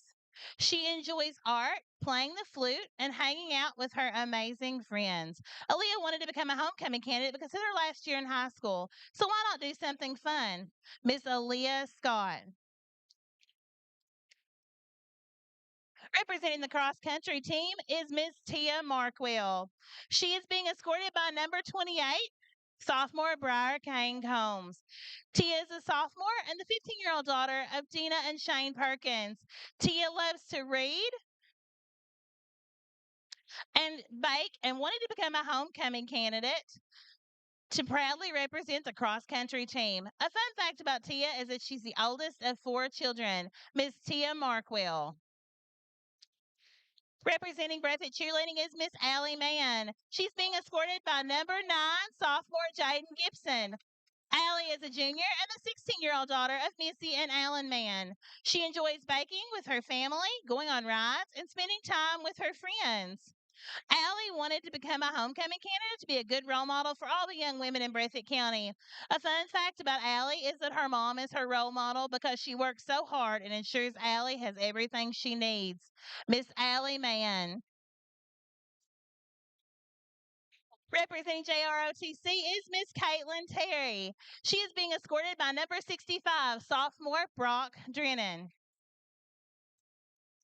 Caitlin is a senior and the 17-year-old daughter of Jessica and Larry Terry. She enjoys video editing, law, true crime, and Caitlin wanted to become a homecoming candidate to represent JROTC. A fun fact about Caitlin is that she is a commander in ROTC, color guard, and administrative officer with the rank of captain. Her future plans are to enjoy the military. Miss Caitlin Terry. Representing volleyball is Miss J.C. Carpenter. She is being escorted by number 76, senior Evan Miller. JC is a senior and the 17-year-old daughter of Marlena and Randy Carpenter. She enjoys volleyball and music and wanted to become a homecoming candidate to set a good example for others in the community. Her future plan includes attending Morehead State University and pursuing a career in physical therapy. Miss JC Carpenter. Representing golf is Miss Lindsay Strong. She is being escorted by number 22, senior Isaac Turner. Lindsay is a senior and the 18-year-old daughter of Pam Strong. She enjoys cheerleading, spending time with her family and friends, and she wanted to become a homecoming candidate because it was a fun opportunity and a memorable experience. Her future plan includes attending college and pursuing a career in veterinary technician. Miss Lindsay Strong. Representing the Breathitt High School football team is Miss Natalie Moore. She is being escorted by number 52, sophomore Colby Bird. Natalie is a senior and the 17-year-old daughter of Crystal and Kyle Moore. She enjoys reading and volleyball, and she wanted to become a homecoming candidate to be a good representation for her school. Her future plan is to attend Morehead State University. Miss Natalie Moore. Our final candidate representing FFA is Miss Catherine Crank. She is being escorted by number 50, Peyton Stamper. Catherine is a senior and the 18-year-old daughter of LaDonna and Lloyd Roberts. She enjoys reading, playing video games with her friends, and writing open word poetry. Catherine wanted to become a homecoming candidate because she wanted to represent her FFA chapter, and she believes everyone should do at least one thing out of their comfort zone.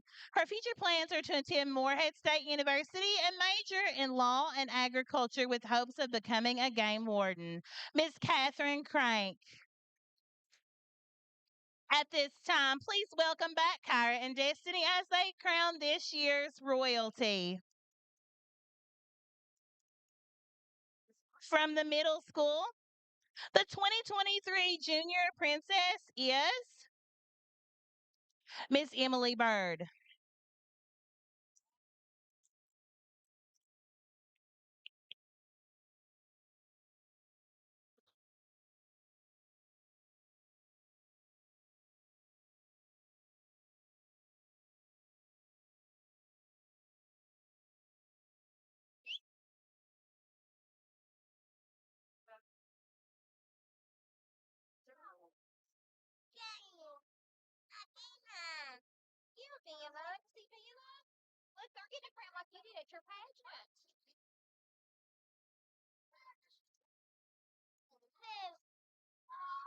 And the 2023 Junior Queen, Miss Bella Trent Napier.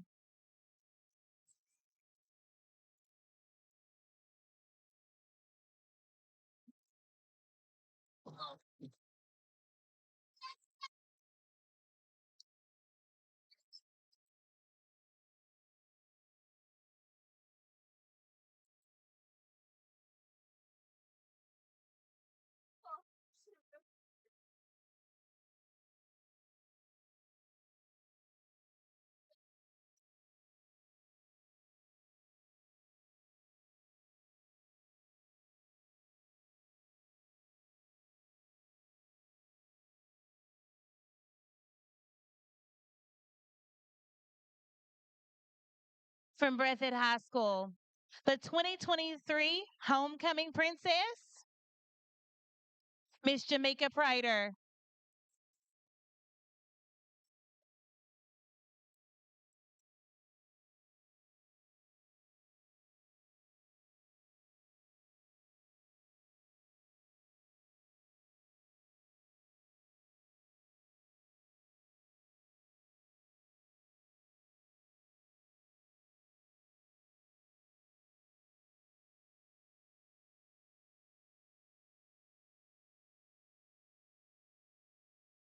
And the 2023 Homecoming Queen,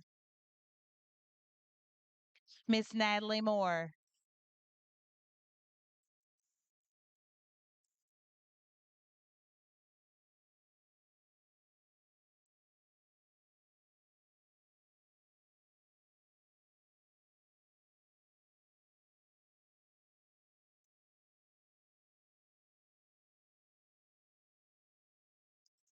This concludes our homecoming court festivities. Please give everyone one last round of applause.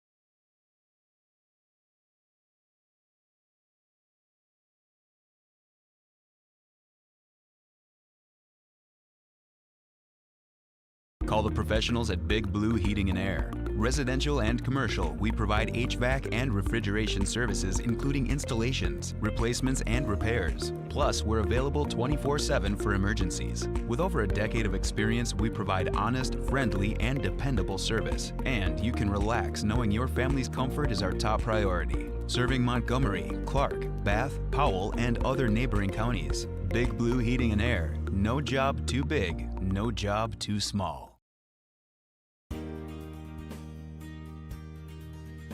Jackson Physical Therapy is your locally owned and operated physical therapy clinic, serving Jackson and the surrounding areas. Owned by Colby Watts, Jackson Physical Therapy has a talented and experienced staff ready to meet all your physical therapy needs. Jackson Physical Therapy is a proud supporter of our local youth and sports teams. Call JPT at 666-9293 to schedule your appointment today and let us improve your quality of life.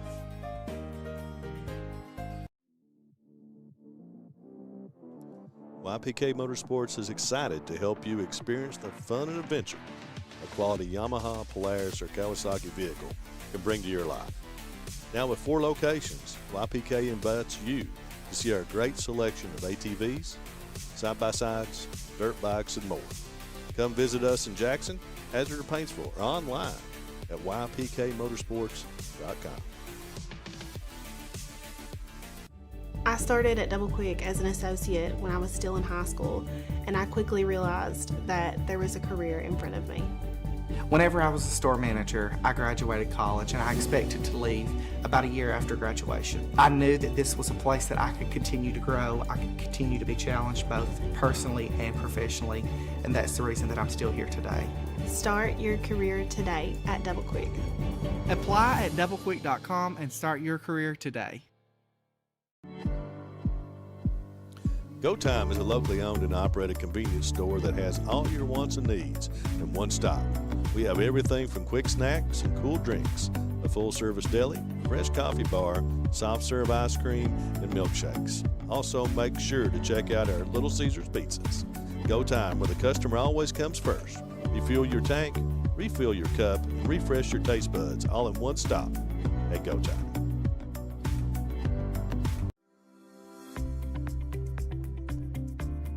People's Bank is proud to continue to invest in the Bluegrass State. Our team has years of experience right here in Eastern Kentucky. By partnering with People's Bank, we provide solutions, not just products. Our vision is to be the best community bank in America, and we would love a chance to earn your business. People's Bank, working together, building success.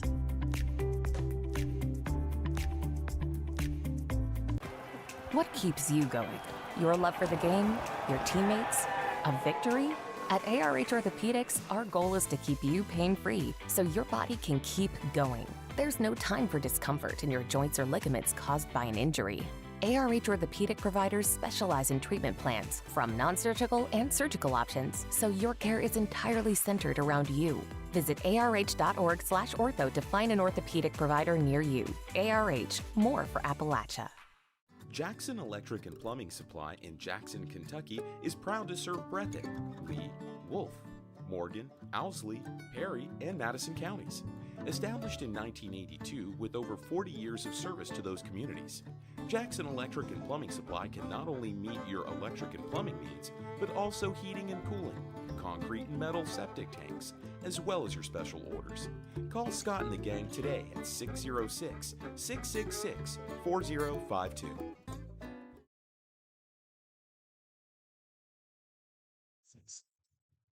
All right, folks, we are back from the riverbank after the homecoming festivities here at halftime. And congratulations to Natalie Moore on the homecoming queen. Bobcats onto the field for the kickoff. The Briar Jumpers will be receiving. They'll get the ball to start the second half. Eric and I were just talking before we came back from our break. Cats come out swinging on defense. They got a real good chance of making a stop and being able to make something happen. You got to keep the Hughes brothers contained in the backfield. Bruner, quarterback, not really been an issue with running the ball. And there's a little onside pooch kick. Ball up in the air, knocked loose. And the Jumpers able to handle that one. Little pooch kick, the onside kick as the Cats try for that one. It doesn't, it had the distance and had a good chance on it. It got knocked up in the air. So the ball going to be spotted on the 48-yard line. Jumpers with good field position as the Cats are right on the 50-yard line on the defense. I thought they would have teed it off right there, maybe pinned them back, give them a long field. Hughes goes to work out of the backfield, continues to break tackles, and Hughes is loose down the sideline. First play from the line of scrimmage to open up the second half. And number 13, Cam Hughes, shows why he is one of the leading rushers on this ball club. Young man just came through the middle of the line and made a few moves, broke a tackle or two, and it was off to the races.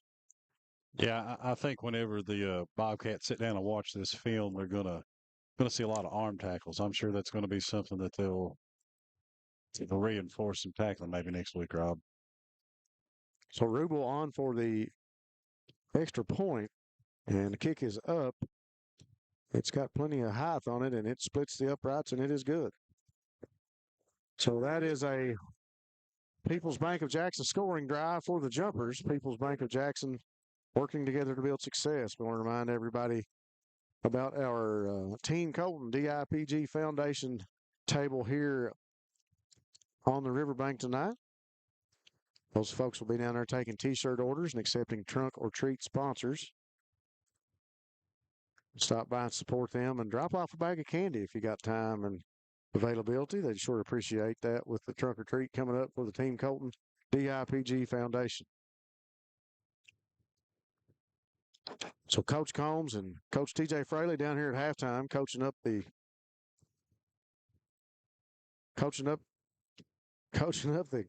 return team. Coach Combs asking his guys to do their job. John Carter Holland and Isaac Wheels Turner, definitely two guys in the backfield that can do their job, Eric, when it comes to returning this football. Yeah, absolutely. They just need a little crease, and they can go a long way. 11:47. We got a high kick. It'll go over the head of Gibson. He will handle it around the 30, lowers his shoulder, and comes up the sideline right to about the 40-yard line. So Gibson it actually dropped in over his head, but on the bounce, he's able to handle it and gets it back up to, looks like it's spotted on the 41-yard line on the right hash for the Cats, moving left to right.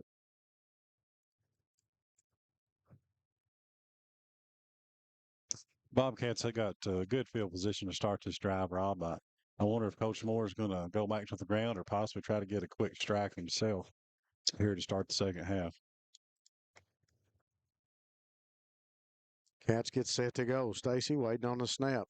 Receiver each side, give up inside to Gibson. He's got a little bit of room. Cuts up inside, still on his feet. And instead of coming to the sideline, he turned it back in, and he gets it up to right around the. Oh, I thought they were going to spot him on the. Maybe they will put it on the 49. Nope, you're going to set it on the 50. So, second about one. Looked like he may have picked up the first down. But just about a yard shy. Ball on the 50-yard line. Cats going to work. Corey Combs and Gibson for Bowling in the backfield. I think that is Gibson back there. It's hard to say this. Hand off to Gibson. Bounces off another blocker. And that will be a go time. First down for the Cats. Go time. Refresh, refill, and refuel with 8 great locations to serve you. The Cats move the chains up to about the 46-yard line into jumper territory. Nice pull there by, I think it was the left guard there. Got a good kick out block and opened up a lane for the running back.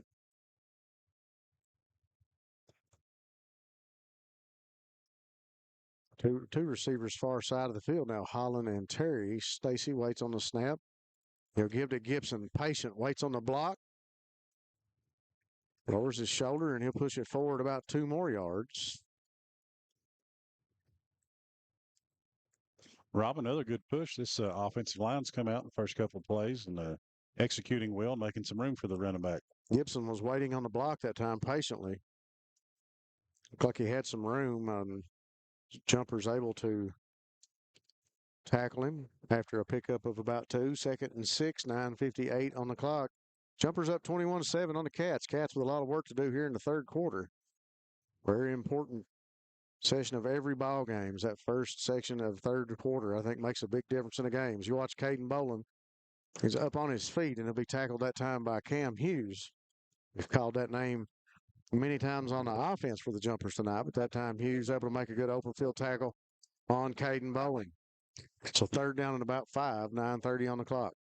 Yeah, Hughes does a good job of seeing what's going on and coming up and forcing on the run from his safety spot. Jackson Physical Therapy and Colby Watts will get you back into the action. Colby's always been a big supporter and helper of the Bobcats. We appreciate him. Stacy waiting on the snap. He'll take it. Hand off to Bowling up inside. Turns. Can't get nothing inside. Tries to bounce it out to the left. And 2 or 3 Jumpers able to bring Bowling down. That'll bring up 4th down. They're going to believe that's what I thought. Loss of 1. It's be 4th and about 5 yards to go now. Offense stays on the field for Coach Moore. Thanks again to Jiffy Mart. Get in and out to Jiffy with gas, groceries, and a great meat department. Cats in the spread. 3 receivers to the left. Single receiver to the right. Stacy sits back, loses the ball, picks it up, and he just has to fall on it. Stacy drops it, able to get his hands back on it and just has to fall on it and cover it up. Thanks again to the law office of Darrell Harold with over 30 years taking care of the legal needs of Jackson and Breathitt County. Hutch Automotive and Tire Works, your home in Jackson for CarQuest Auto Parts. And Southern Woods Heating and Air for all your heating and cooling needs, installation or service, no job too big or too small. Breathitt Automotive with new owner Dustin Kilburn. All the car care and tire needs to keep you on the road. Bruner steps back, going to throw it down the field. He's got a man out here with Alex Strong. Diving catch, incomplete. And a quick strike by Bruner falls incomplete.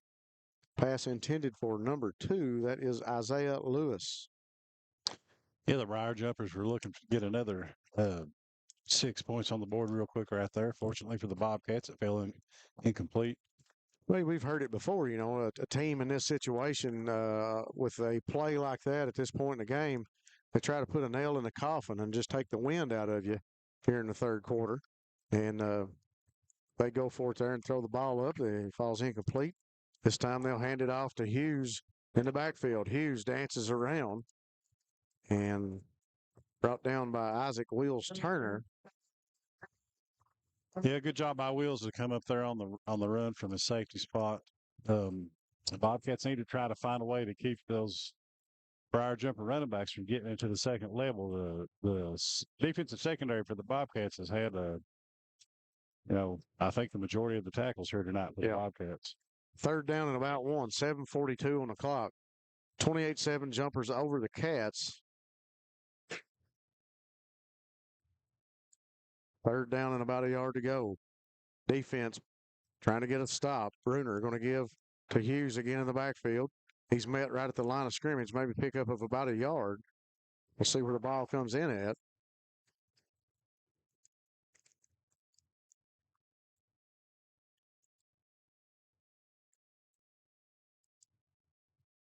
So that will be the Briar Jumpers going to switch out playing balls, and that'll be a first down for the Jumpers.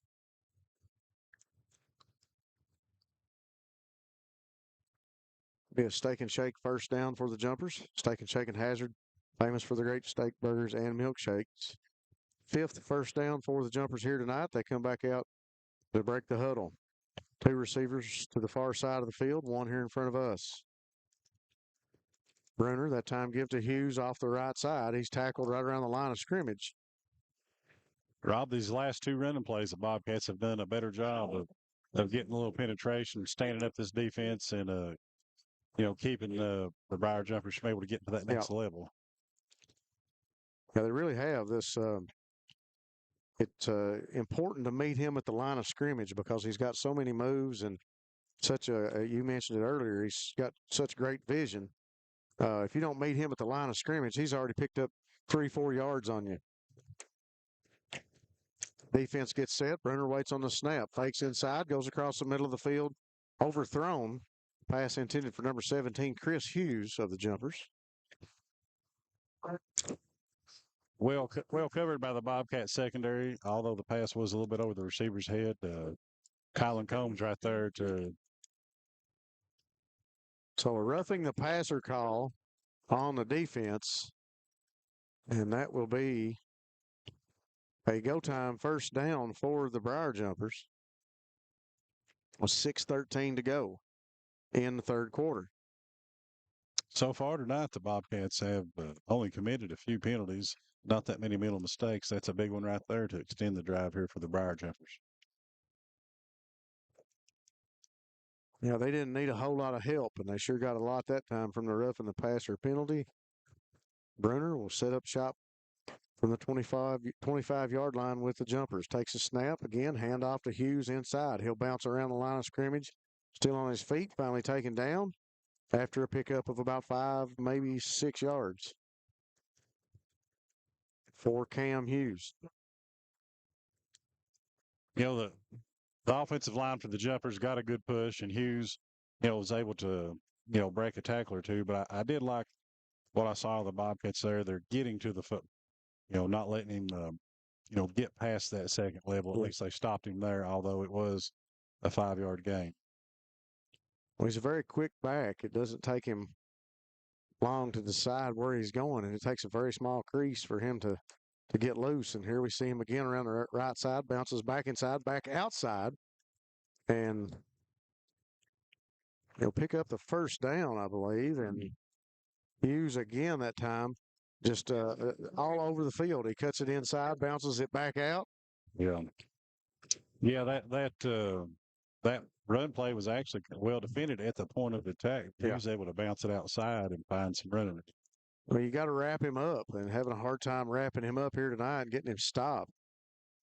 Bobcat defense trying to contain Hughes. Another pickup of a go time first down. Go time with 8 locations to serve you. Jumpers, 2 receivers to the far side of the field. Bruner will give it to Hughes again inside. Another missed tackle. And Hughes is looking for the corner of the end zone. But we've got flags down on the field.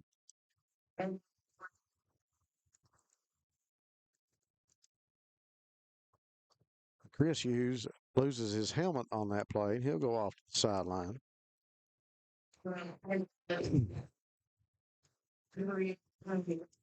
So the personal foul penalty against the Bobcats was face mask. Penalty is declined, and the touchdown stands. 4:47 to go in the third. Jumpers go on top 34-7 over the Cats. Rob, one thing you notice about a lot of the plays that Hughes had is they're slow developing run plays. It's like the quarterback sticks the ball in his gut, kind of rides it there for a second. The Bobcats have had trouble with those type of runs. If you remember last year against Lester Central, not so much last week, but they still did run those plays. Yeah, just letting things develop and kind of using the Bobcats' aggressiveness against them there. Yep. Rubel's extra point is good, and that'll make it 35-7 with 4:47 to go in the third quarter. Thanks again to our sponsors here tonight. We appreciate People's Bank of Jackson, Go Time, and Steak and Shake. Those 3 sponsors always on board, sponsor our scoring drives and our first downs.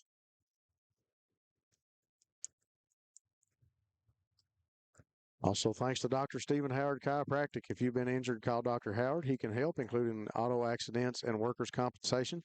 YPK Motorsports with 3 locations in eastern Kentucky, Jackson, Hazard, and Paintsville.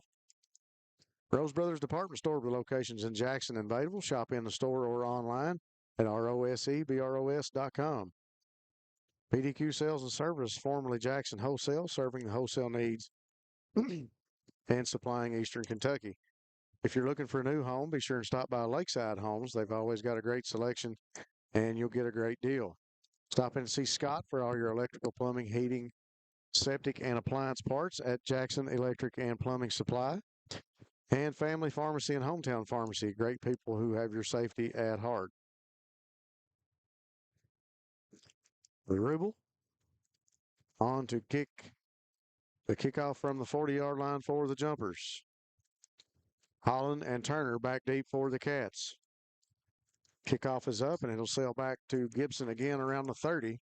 Gibson gets a block at the 40, up to the 45, run out of bounds around the 50.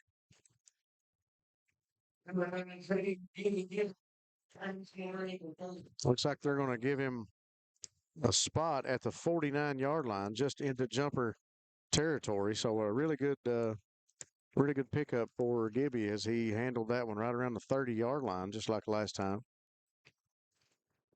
Yeah, good starting field position again here for the Bobcat offense. Need to get something going here and get some points on the board here. They've been able to move the ball some tonight, just not able to get it into the end zone. Pickup of about 21 on the return, and the Cats will come back out in the spread and go to work. 4:42 on the clock. The Cats will take a timeout. They'll come to the sideline and talk about it. We'll take one with them here on Bluegrass Sports Nation. We'll be right back. Go Time is a locally owned and operated convenience store that has all your wants and needs in one stop. We have everything from quick snacks and cool drinks, a full-service deli, fresh coffee bar, soft-serve ice cream, and milkshakes. Also, make sure to check out our Little Caesars pizzas. Go Time, where the customer always comes first. Refuel your tank, refill your cup, and refresh your taste buds all in one stop at Go Time. Cats get some instruction here in front of the sideline, back onto the field. Ball spotted on the right hash on the 49-yard line of the Jumpers. 2 receivers to the far side of the field are Holland and Barker. Strong here on this side of the field. Stacy sits back, looks to throw. Good blocking up front, goes across the middle of the field looking for Isaac Wills Turner, and it's overthrown. Wheels was open, had a step on his man, just could not get under the pass. It's overthrown Incomplete. 4:36 on the clock. 35-7 Jumpers. Looks like the Bobcats were looking to try to get a quick strike right there, and play had some potential, just not able to connect. Variety Pizza, your home for the best pizza in Jackson, along with their famous hoagies. We appreciate Lee and her staff for hosting us every night in the Kyle Moore Show. Proud sponsors of the Bobcats. They give up inside to Gibson. Gibson up to about the 43-yard line. Good run by Gibson. Pickup of yards. Pick up 6, maybe 7. We'll see where he spots it. All on the 43. Third down and about 4 yards. 3 receivers to the far side of the field. Strong receiver here to the right. Defense resets. No call for encroachment that time. Blitz coming from the Jumpers, and that time the handoff to Gibson. Gibson tackled right at the line of scrimmage. That'll bring up 4th and about 4. They'll say he got back to the line of scrimmage. You know, Stacy with a hard count there, and looked like the Briar Jumpers may have fallen for it, but no call. Very common to make that call on 3rd and short to try to get the encroachment call and pick up the 5 yards on the penalty. That time the Jumpers, it looked to have worked, but the Jumpers got set. No call, no penalty. Cats go back to work on 4th and 4. Ball from the 43. Give to Gibson, and Gibson on his feet. And he'll get up to about the 34-yard line. So Jaden with another hard run for the Cats. And that'll be a People's Bank of Jackson first down for the Cats as they move the chains. People's Bank of Jackson working together to build success. Nice determined run there by Gibson, able to pick up the first down for his ball club right there. Holland, Terry, and Turner. Trips left for the Cats. Strong to the right. Bowling steps inside the block. Short throw over to Isaac Wheels Turner on the left. Makes one man miss. Gets ended up. And the pickup of about 7 or 8 yards from our standpoint. Rob, I like how when Wheels gets the ball, he gets his head back upfield, tries to get all he can out of it as opposed to running he likes to run north and south. Stacy getting set. 2 receivers each side of the field in the spread. Bowling beside of him. Stacy sits back, chased out of the pocket. He rolls out to his right. Looks down the field, throws towards the end zone. Pass is caught right around the 10-yard line by Isaac Wheels Turner. And I think it's going to be spotted around the 14, maybe the 13-yard line. So the Cats with a big People's Bank of Jackson first down.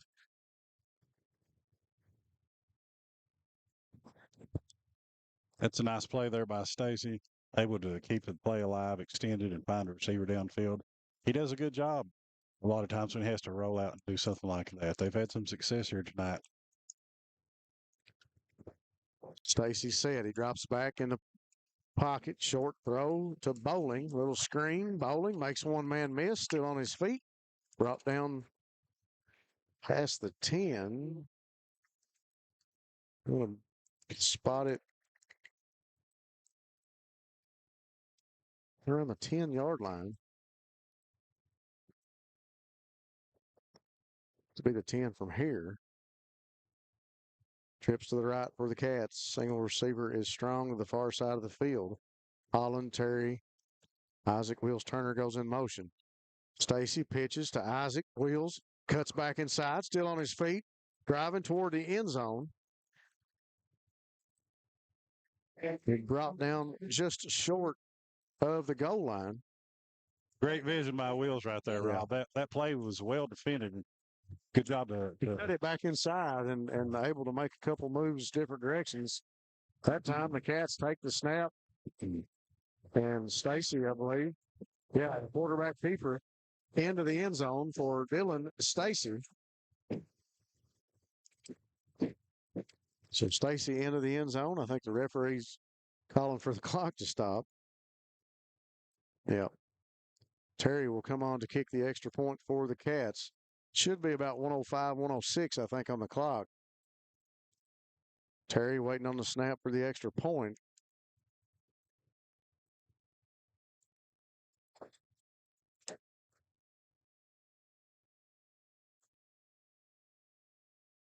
There's the whistle. Here's the snap. The hold is good. Kick is up. And it's good. That'll make it 35-14 with 1:11 to go in the third quarter. Thanks again to our sponsors, Breathitt County Farm Bureau, Chuck Price and Seth Holland. Remind you that they are big on Breathitt County. The law offices of David A. Johnson with offices in Hazard and Jackson. If you've been injured, call David and his staff. Give them a call. They are the car wreck professionals. Citizens Bank and Trust of Jackson, serving financial needs of Jackson and Breathitt County. Call Big Blue Heating and Air for all your HVAC needs. Big Blue Heating and Air conditioning contractor serving Central and Eastern Kentucky. Thacker and Grigsby, the best in telephone, television, and internet, serving Breathitt, Perry, Knott, Letcher, and Leslie counties. Thanks again to all of our sponsors here tonight, folks. If you get a chance, stop by and see one of our sponsors and tell them you heard about them on Bluegrass Sports Nation. We do our best here to bring you coverage of student athletes in our area. Of course, the hometown coverage for the Breathitt County Bobcats. Bobcats trying to get back in this one, 35-14 here in the third. Pretty good offensive set that time. We saw a little lull a couple times, but Cats able to pick things up and steady their pace and get it into the end zone. Yeah. Yeah, do you come here with another onside kick and see if you can't pick one up here this time? I don't know. I like to put that baby back in the end zone and pin them back and go to work and let your defense pin their ears back. But we see another onside kick. We got a whistle early.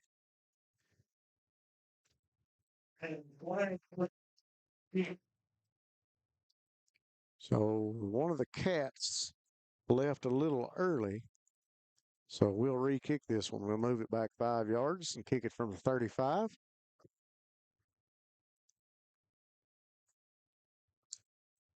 So Terry will move the tee back to the 35. He'll spot the ball. And once again, we'll see if we get a onside kick or a deep ball from Terry. That is the nipper into the game for the Cats running across the field.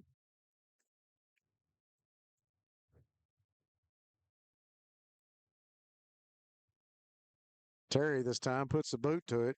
Good high, deep kick. Going to fall back around the 16, 17-yard line, and it'll be handled by Hughes. Hughes up the middle. And a big running back. He's a little bit bigger than his brother. I don't know if he's older, but he's bigger. Yeah. And Chris Hughes that time will bring it up to the 43-yard line in jumper territory. So the jumpers come back out and go to work with another first down. Hughes is a lot like the Bobcats' own Corey Combs and Jaden Gibson. He runs with some power, doesn't shy away from contact, and he usually falls forward and gains you an extra yard. Yep. It's that momentum and that forward motion, able to pick up 2 or 3 yards. And I tell you what, those are big runs when you can continue to do that. Bruner give this time to Chris Hughes up inside. Plenty of room to run. Hughes breaks a tackle and will pick up another steak and shake first down for the jumpers.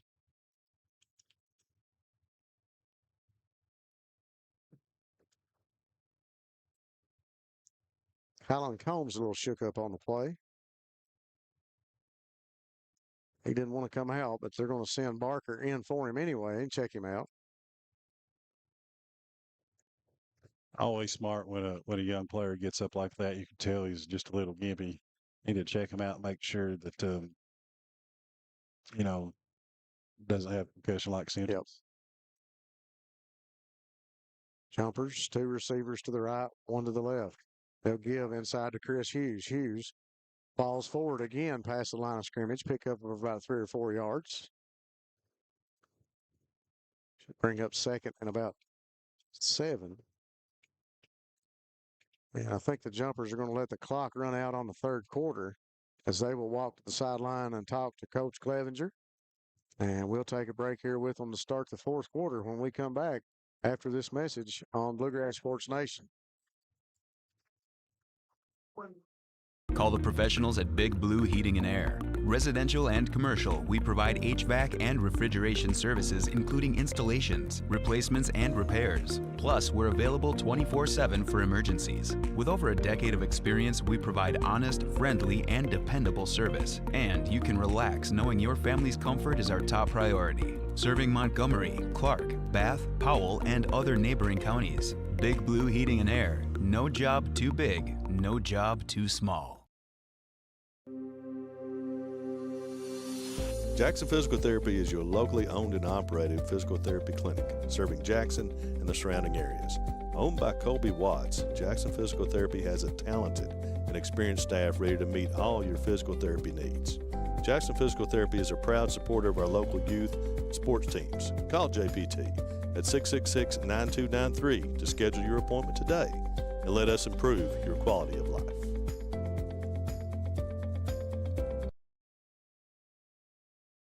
All right, folks, we are back from the Riverbank Mike Holcomb Athletic Complex.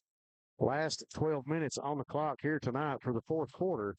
Jumpers up on the Cats, 35-14.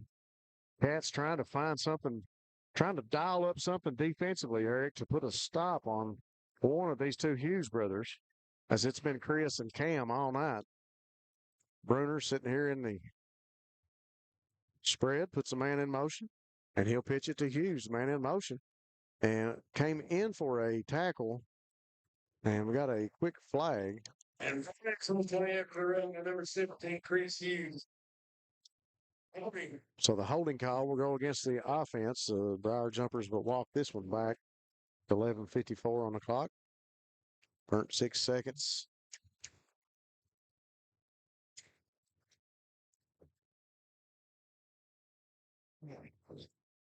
So it'll be second and long for the Jumpers.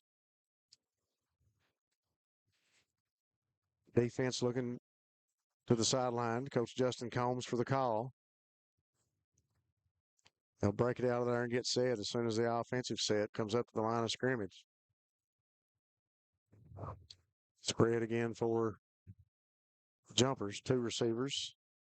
Hughes goes in motion. Little counter back to Chris inside. So that time Cam Hughes goes in motion and shows the fake. And they turn and give to Chris Hughes on the counter play back to the other side. It's going to be third and long for the Jumpers.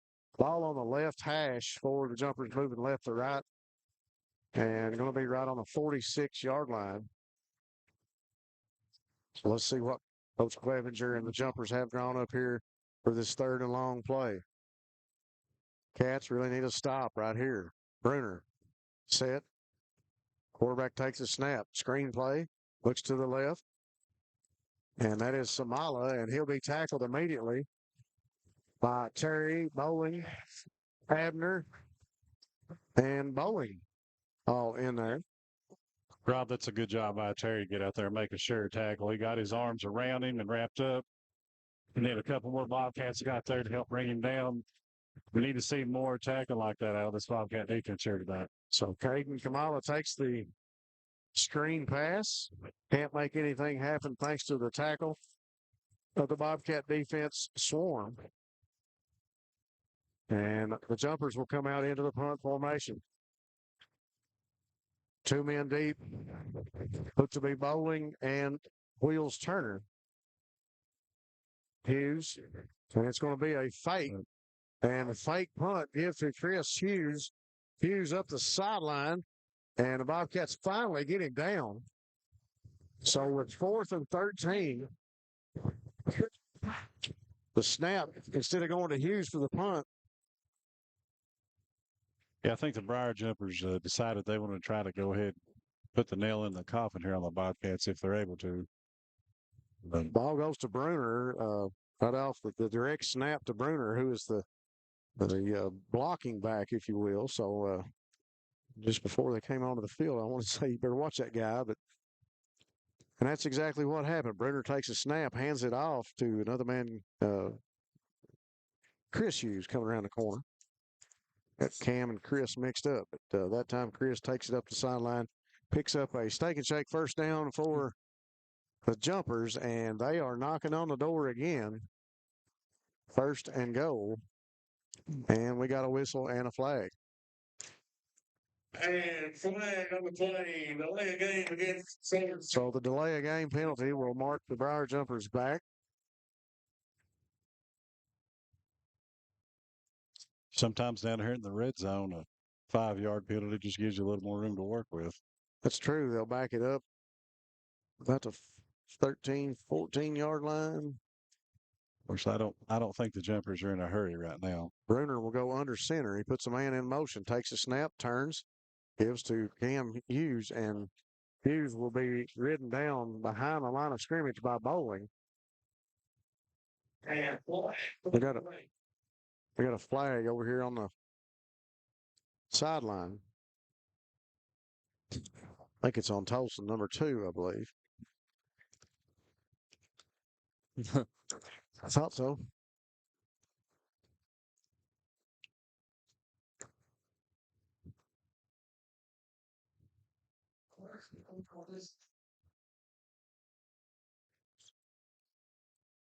So the personal foul will go against Holson on the Bobcats, and the Briar Jumpers will walk closer to the end zone. And ball on about the 4-yard line. So Jumpers knocking on the door again, trying to get pay dirt. Jumpers in the wishbone.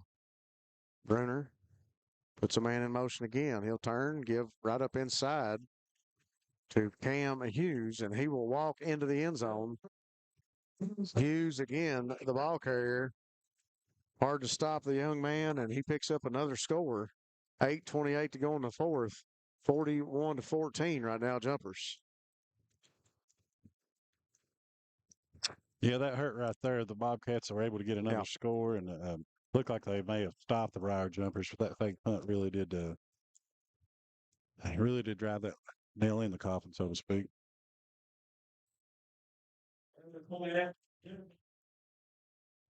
So with 8:28 on the clock, that'll make it 42-14 here in the fourth quarter. Briar Jumpers and the Hughes brothers putting on a offensive show here tonight as they have continued to mount up the yardage on the ground.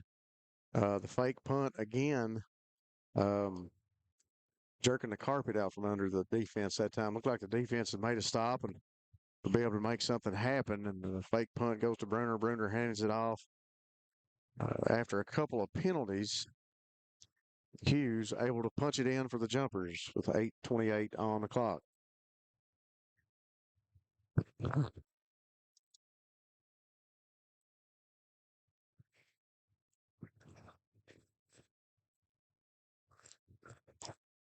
This Briar Jumper offense has been effective here tonight. The Bobcat defense has been playing really well, but tonight struggled with tackling, giving up a couple of big plays that hurt them early in the game. And run up against a challenge here tonight with this Briar Jumper offense and those Hughes brothers. And a lot of things that went right for the Jumpers. The Bobcats really not, have not helped themselves that much, but not to take anything away from the Jumpers, a lot of things going right for them. They have executed well tonight. Hard to stop those two Hughes brothers, Cam and Chris. This time, Rubel will kick it off, and it'll be picked up by John Carter Holland, and he'll be ended up right around the 20-yard line.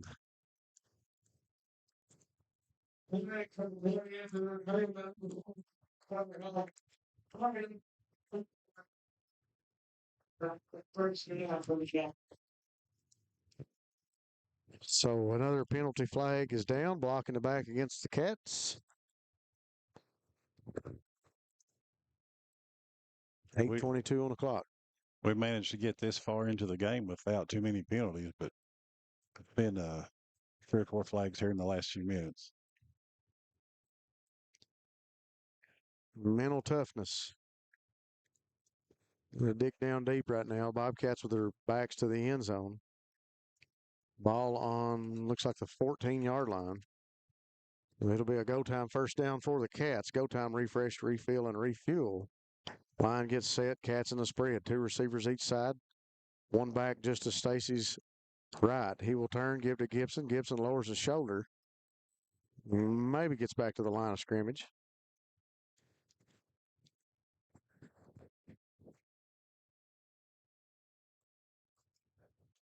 Cats come back to the line and get set. Stacy looks to the sideline for the call. Isaac Wheels Turner will now step back and be the other back just to Stacy's left. Terry moves in at a tight end. 1 receiver each side. Stacy set, waiting on the snap. He'll keep it. No, he gave it to Gibson. I thought it was a keeper there for me. It looked like a good fake. So the ball going to get, I believe that was Isaac Wheels Turner. Turner was going to get out of bounds, I believe. Pickup of about 8 yards. It'd be 3rd and 2 for Cats.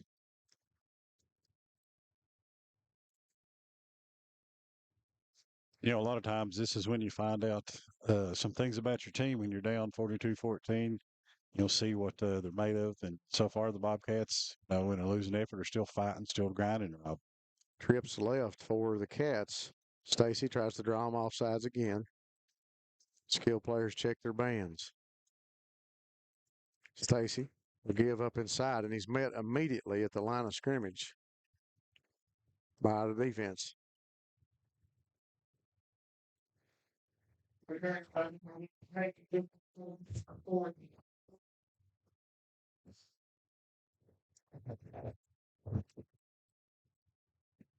.6:30 to go here in the 4th quarter. 42-14 Jumpers over the Cats. Corey Combs will come back in on the offensive set for the Bobcats.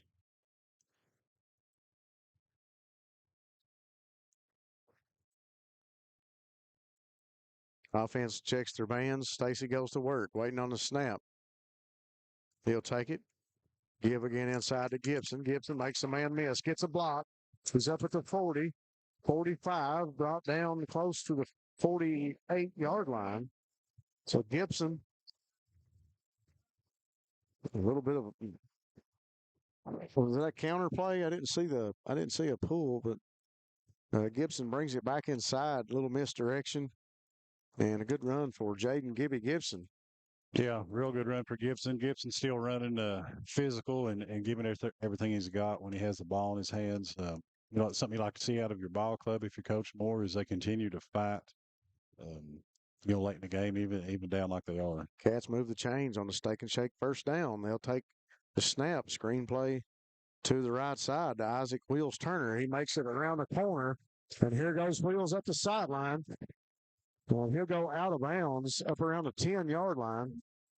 And that will definitely move the chains for a People's Bank of Jackson first down for the Cats. As the little screenplay that time works perfectly. Isaac Wheels Turner around the side.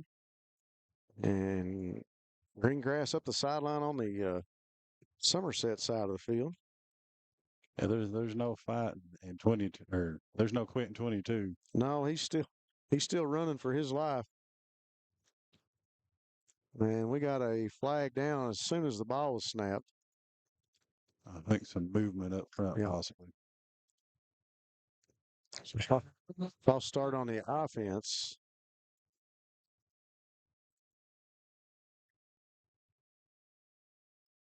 .509 to go on the clock. 42-14. Cats into the red zone. Let's see if they can convert, Eric, after the penalty.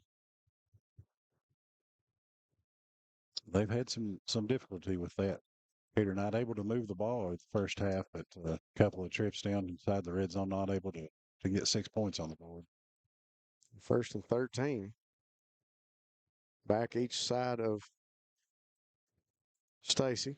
And I think that's a delay of game call. So the Cats will back it up another 5 yards. It'll be first and 18. Still inside the red zone. Cats going to work. 4:38 on the clock. Stacy gets the offense set, waits on the snap. He'll take it, sit back to throw across the middle of the field. Intended for Alex Strong, almost picked off by the Jumpers.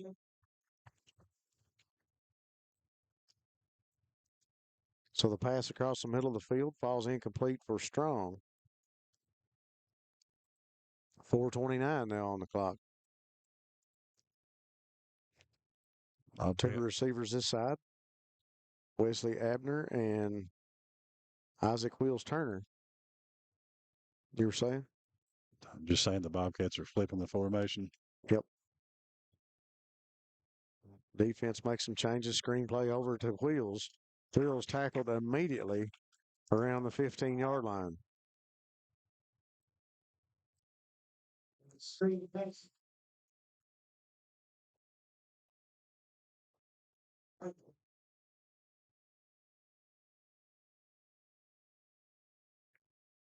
Two receivers far side of the field.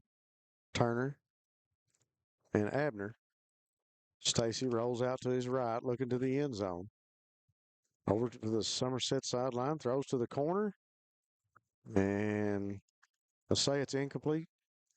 Out of bounds. 3:52 on the clock. Still 4th and 15 now for the Cats. Yeah, that was Stacy not able to find an open receiver. There's more Briar Jumpers in pass defense than there were receivers downfield. Yep.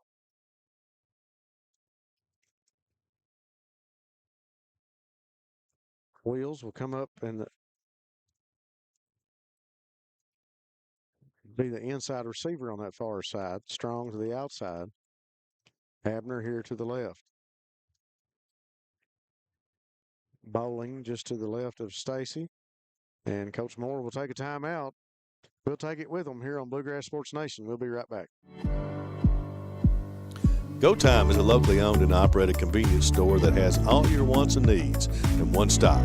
We have everything from quick snacks and cool drinks, a full-service deli, fresh coffee bar, soft-serve ice cream, and milkshakes. Also, make sure to check out our Little Caesars pizzas. Go Time, where the customer always comes first. Refuel your tank, refill your cup, and refresh your taste buds all in one stop at Go Time. All right, folks, we are back. 3:52 left here in the fourth. Briar Jumpers of Somerset up 42-14 over the Cats of Breathitt County. Coach Moore with a timeout here, talking to the Cats out around the 20-yard line. Coach Casey Allen also out there with him. Bobcats continue to struggle down here when they get in the red zone, Rob. They've been able to move the ball a little bit tonight, but get down inside the red zone, not able to punch it in. Hopefully they can do something here.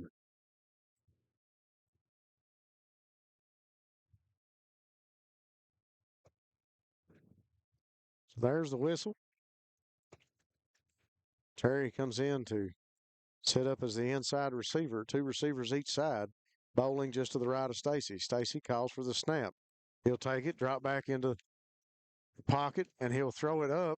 Intended in the end zone for Isaac Wheels Turner, and we get a flag right where the pass was intended.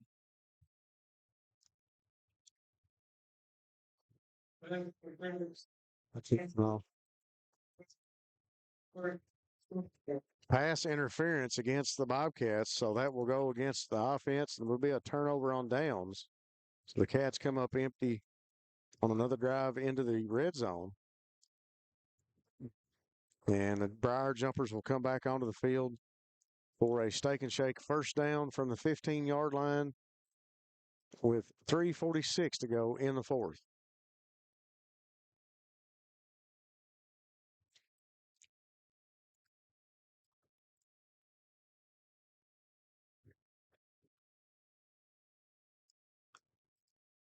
You got one more guy coming in on the defense as Ogans comes in at the nose guard. Bruner and the Jumpers get set. One back to each side. He'll give. And that is a different running back in the backfield. He's tackled before he gets back to the line of scrimmage. Number 6 for the Jumpers is Corbin Samala. Another set of brothers on this team.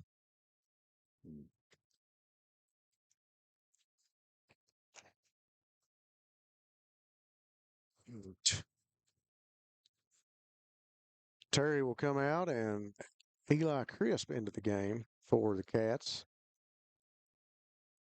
3 minutes on the clock, 42-14 Jumpers. Somerset Bruner will give it in the backfield, and he's taken down immediately by Braden Barnett. Number 50, Hall Stamper, also into the game, as well as Colby Bird. Nice tackle by Barnett. It's been rare to see a Bobcat make a solo tackle here tonight. Good tackle by Barnett. A tackle for a loss. 3rd and long for the Jumpers. Looks to be about 3rd and 14.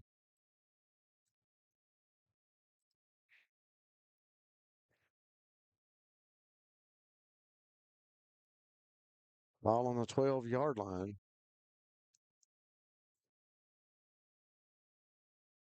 Jumpers go back to work. Turns.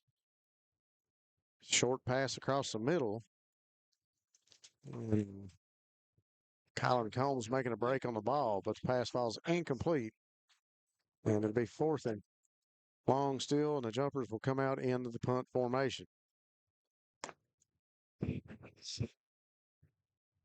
Stop made by the Bobcat defense there late in the game. That's when you're able to tackle the opponent, sometimes you can get those.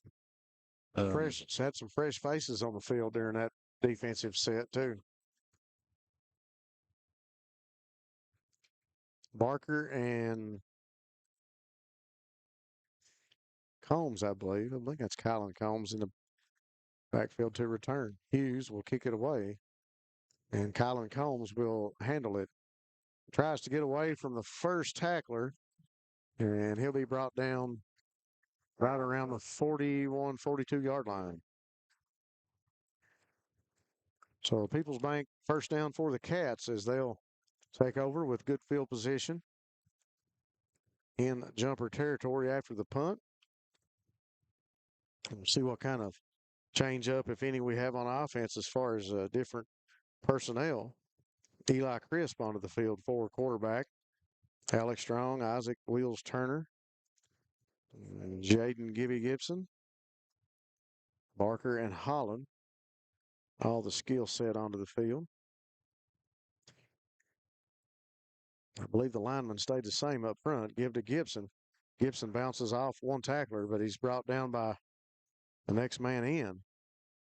Flag comes in quickly from the line judge on the Somerset side of the field. Face mask against the Jumpers. Looks like we got Colby Bird in at 1 guard side of Jacob Parker and Evan Miller, Waylon Abner. And we've moved Sawyer Hall over to a tackle. Chris Neese out of the game for the Cats right now on the offensive line.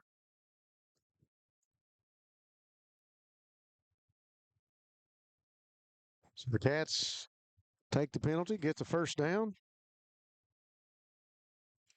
Crisp give in the backfield to Colin Combs. Makes one man miss. Combs up the middle. And Combs with a great run out of the backfield. Looked like he was going to be tackled immediately. Able to make a step back and get away from the tackler. It's 1:32 on the clock. Colin with a good move. Yeah, great effort by Colin there to avoid the first tackle and get something positive. And that'll be another People's Bank first down for the Cats as they'll move the chains once again into the red zone. Ball on the 15-yard line. 1st and 10 for the Cats. Crisp waiting on the snap. He'll take it. Give in the backfield again to Combs. Combs shakes one tackler, and right at the 15-yard line, I think we'll get a targeting penalty that time as the flag came in right as the young man lowered the boom to make the tackle and led with his helmet, something that well, definitely don't teach in football. No, I also had a Bobcat down the field who lost his helmet. I think that was Colby Bird. I seen him coming back up the sideline. So targeting on the jumpers. That personal foul penalty will move the Cats even closer to the goal line. And it'll be 1st and goal to go for the Cats from the 6. Less than a minute on the clock. Crisp in the game at quarterback for the Cats. One back to each side for him. He'll turn, give to Isaac Wheels Turner, and Wheels will walk into the corner of the end zone for the Cats with 46 seconds on the clock. So Isaac Wheels Turner and brings us a People's Bank of Jackson scoring play for the Cats. People's Bank of Jackson working together to build success. So the Cats score with less than a minute here in the 4th. That'll make it 42-20. And Terry and Stacy will come back on. Stacy will be the holder. Terry will try to kick the extra point.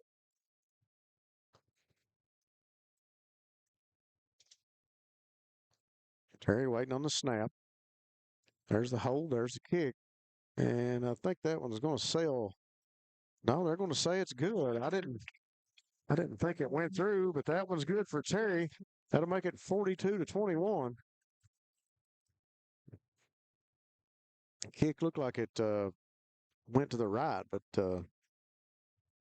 able to get it through the uprights. Good kick by Terry. 42-21. 46 seconds left on the clock for the Cats here on homecoming night. It's hard to tell sometime on those kicks. You don't have this. Yeah, it's straight from this angle. It is really hard to tell.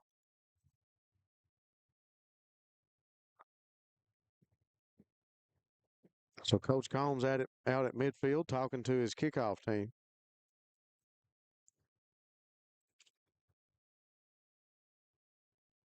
Think we need to see another onside? I think it's likely. It's worth a try this late in the game. I mean, you really have nothing to lose at this point with the 46 seconds on the clock. Looks like they've got a different kicker out there. That is Wyatt Spencer out to kick this one.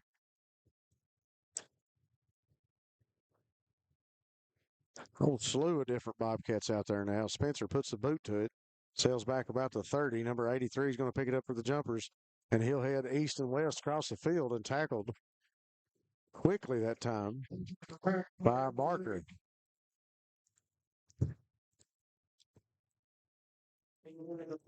Burns 5 seconds off the clock. 41 seconds left now. 42-21. Jumpers will come back onto the field offensively. We'll see what they come back out with. See Hughes back out there. Chris Hughes. Bruner.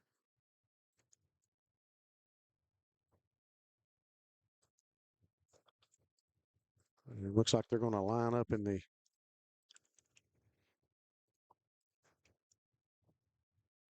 spike the ball formation. They'll take the snap and knee the ball. And with 28 seconds on the clock, knee the ball, starts the clock. They'll let the clock run out. And the Cats and the Jumpers will meet at the 50-yard line to shake it up.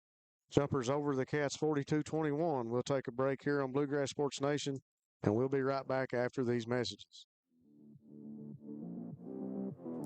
YPK Motorsports is excited to help you experience the fun and adventure a quality Yamaha, Polaris, or Kawasaki vehicle can bring to your life. Now with 4 locations, YPK invites you to see our great selection of ATVs, side-by-sides, dirt bikes, and more. Come visit us in Jackson, Hazard, or Paintsville, or online at ypkmotorsports.com. I started at Double Quick as an associate when I was still in high school, and I quickly realized that there was a career in front of me. Whenever I was a store manager, I graduated college and I expected to leave about a year after graduation. I knew that this was a place that I could continue to grow, I could continue to be challenged both personally and professionally, and that's the reason that I'm still here today. Start your career today at Double Quick. Apply at doublequick.com and start your career today. Go Time is a locally owned and operated convenience store that has all your wants and needs in one stop. We have everything from quick snacks and cool drinks, a full-service deli, fresh coffee bar, soft-serve ice cream, and milkshakes. Also, make sure to check out our Little Caesars pizzas. Go Time, where the customer always comes first. Refuel your tank, refill your cup, and refresh your taste buds all in one stop at Go Time.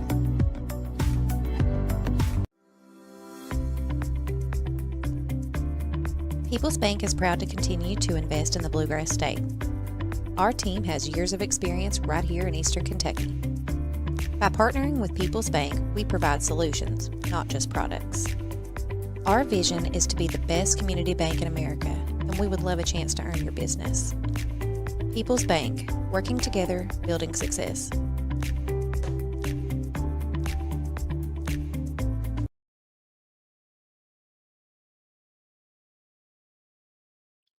All right, folks, we are back here. The Briar Jumpers from Somerset come to the Riverbank, and they'll walk away winners 42-21 over the Cats. Late touchdown by the Cats. Eric, anything you want to say to close this one out tonight? No, not a lot other than I'm proud of the Bobcats. They fought till the end, even though they were kind of fighting a losing effort toward that. That's something you want to see out of your ball club. Just want to see them regroup and come back and fight again. Well, I guess it'll be 2 weeks. Yep. Got an off week next week, so the Cats hard to tame. The Hughes brothers, the Jumpers here tonight, and they'll fall to Somerset. So it'll be 2 weeks before you'll see us here on Bluegrass Sports Nation with another live coverage of football. And we'll see you then here on Bluegrass Sports Nation. For all our staff, thanks for tuning in, folks. We'll catch you next time on BSN.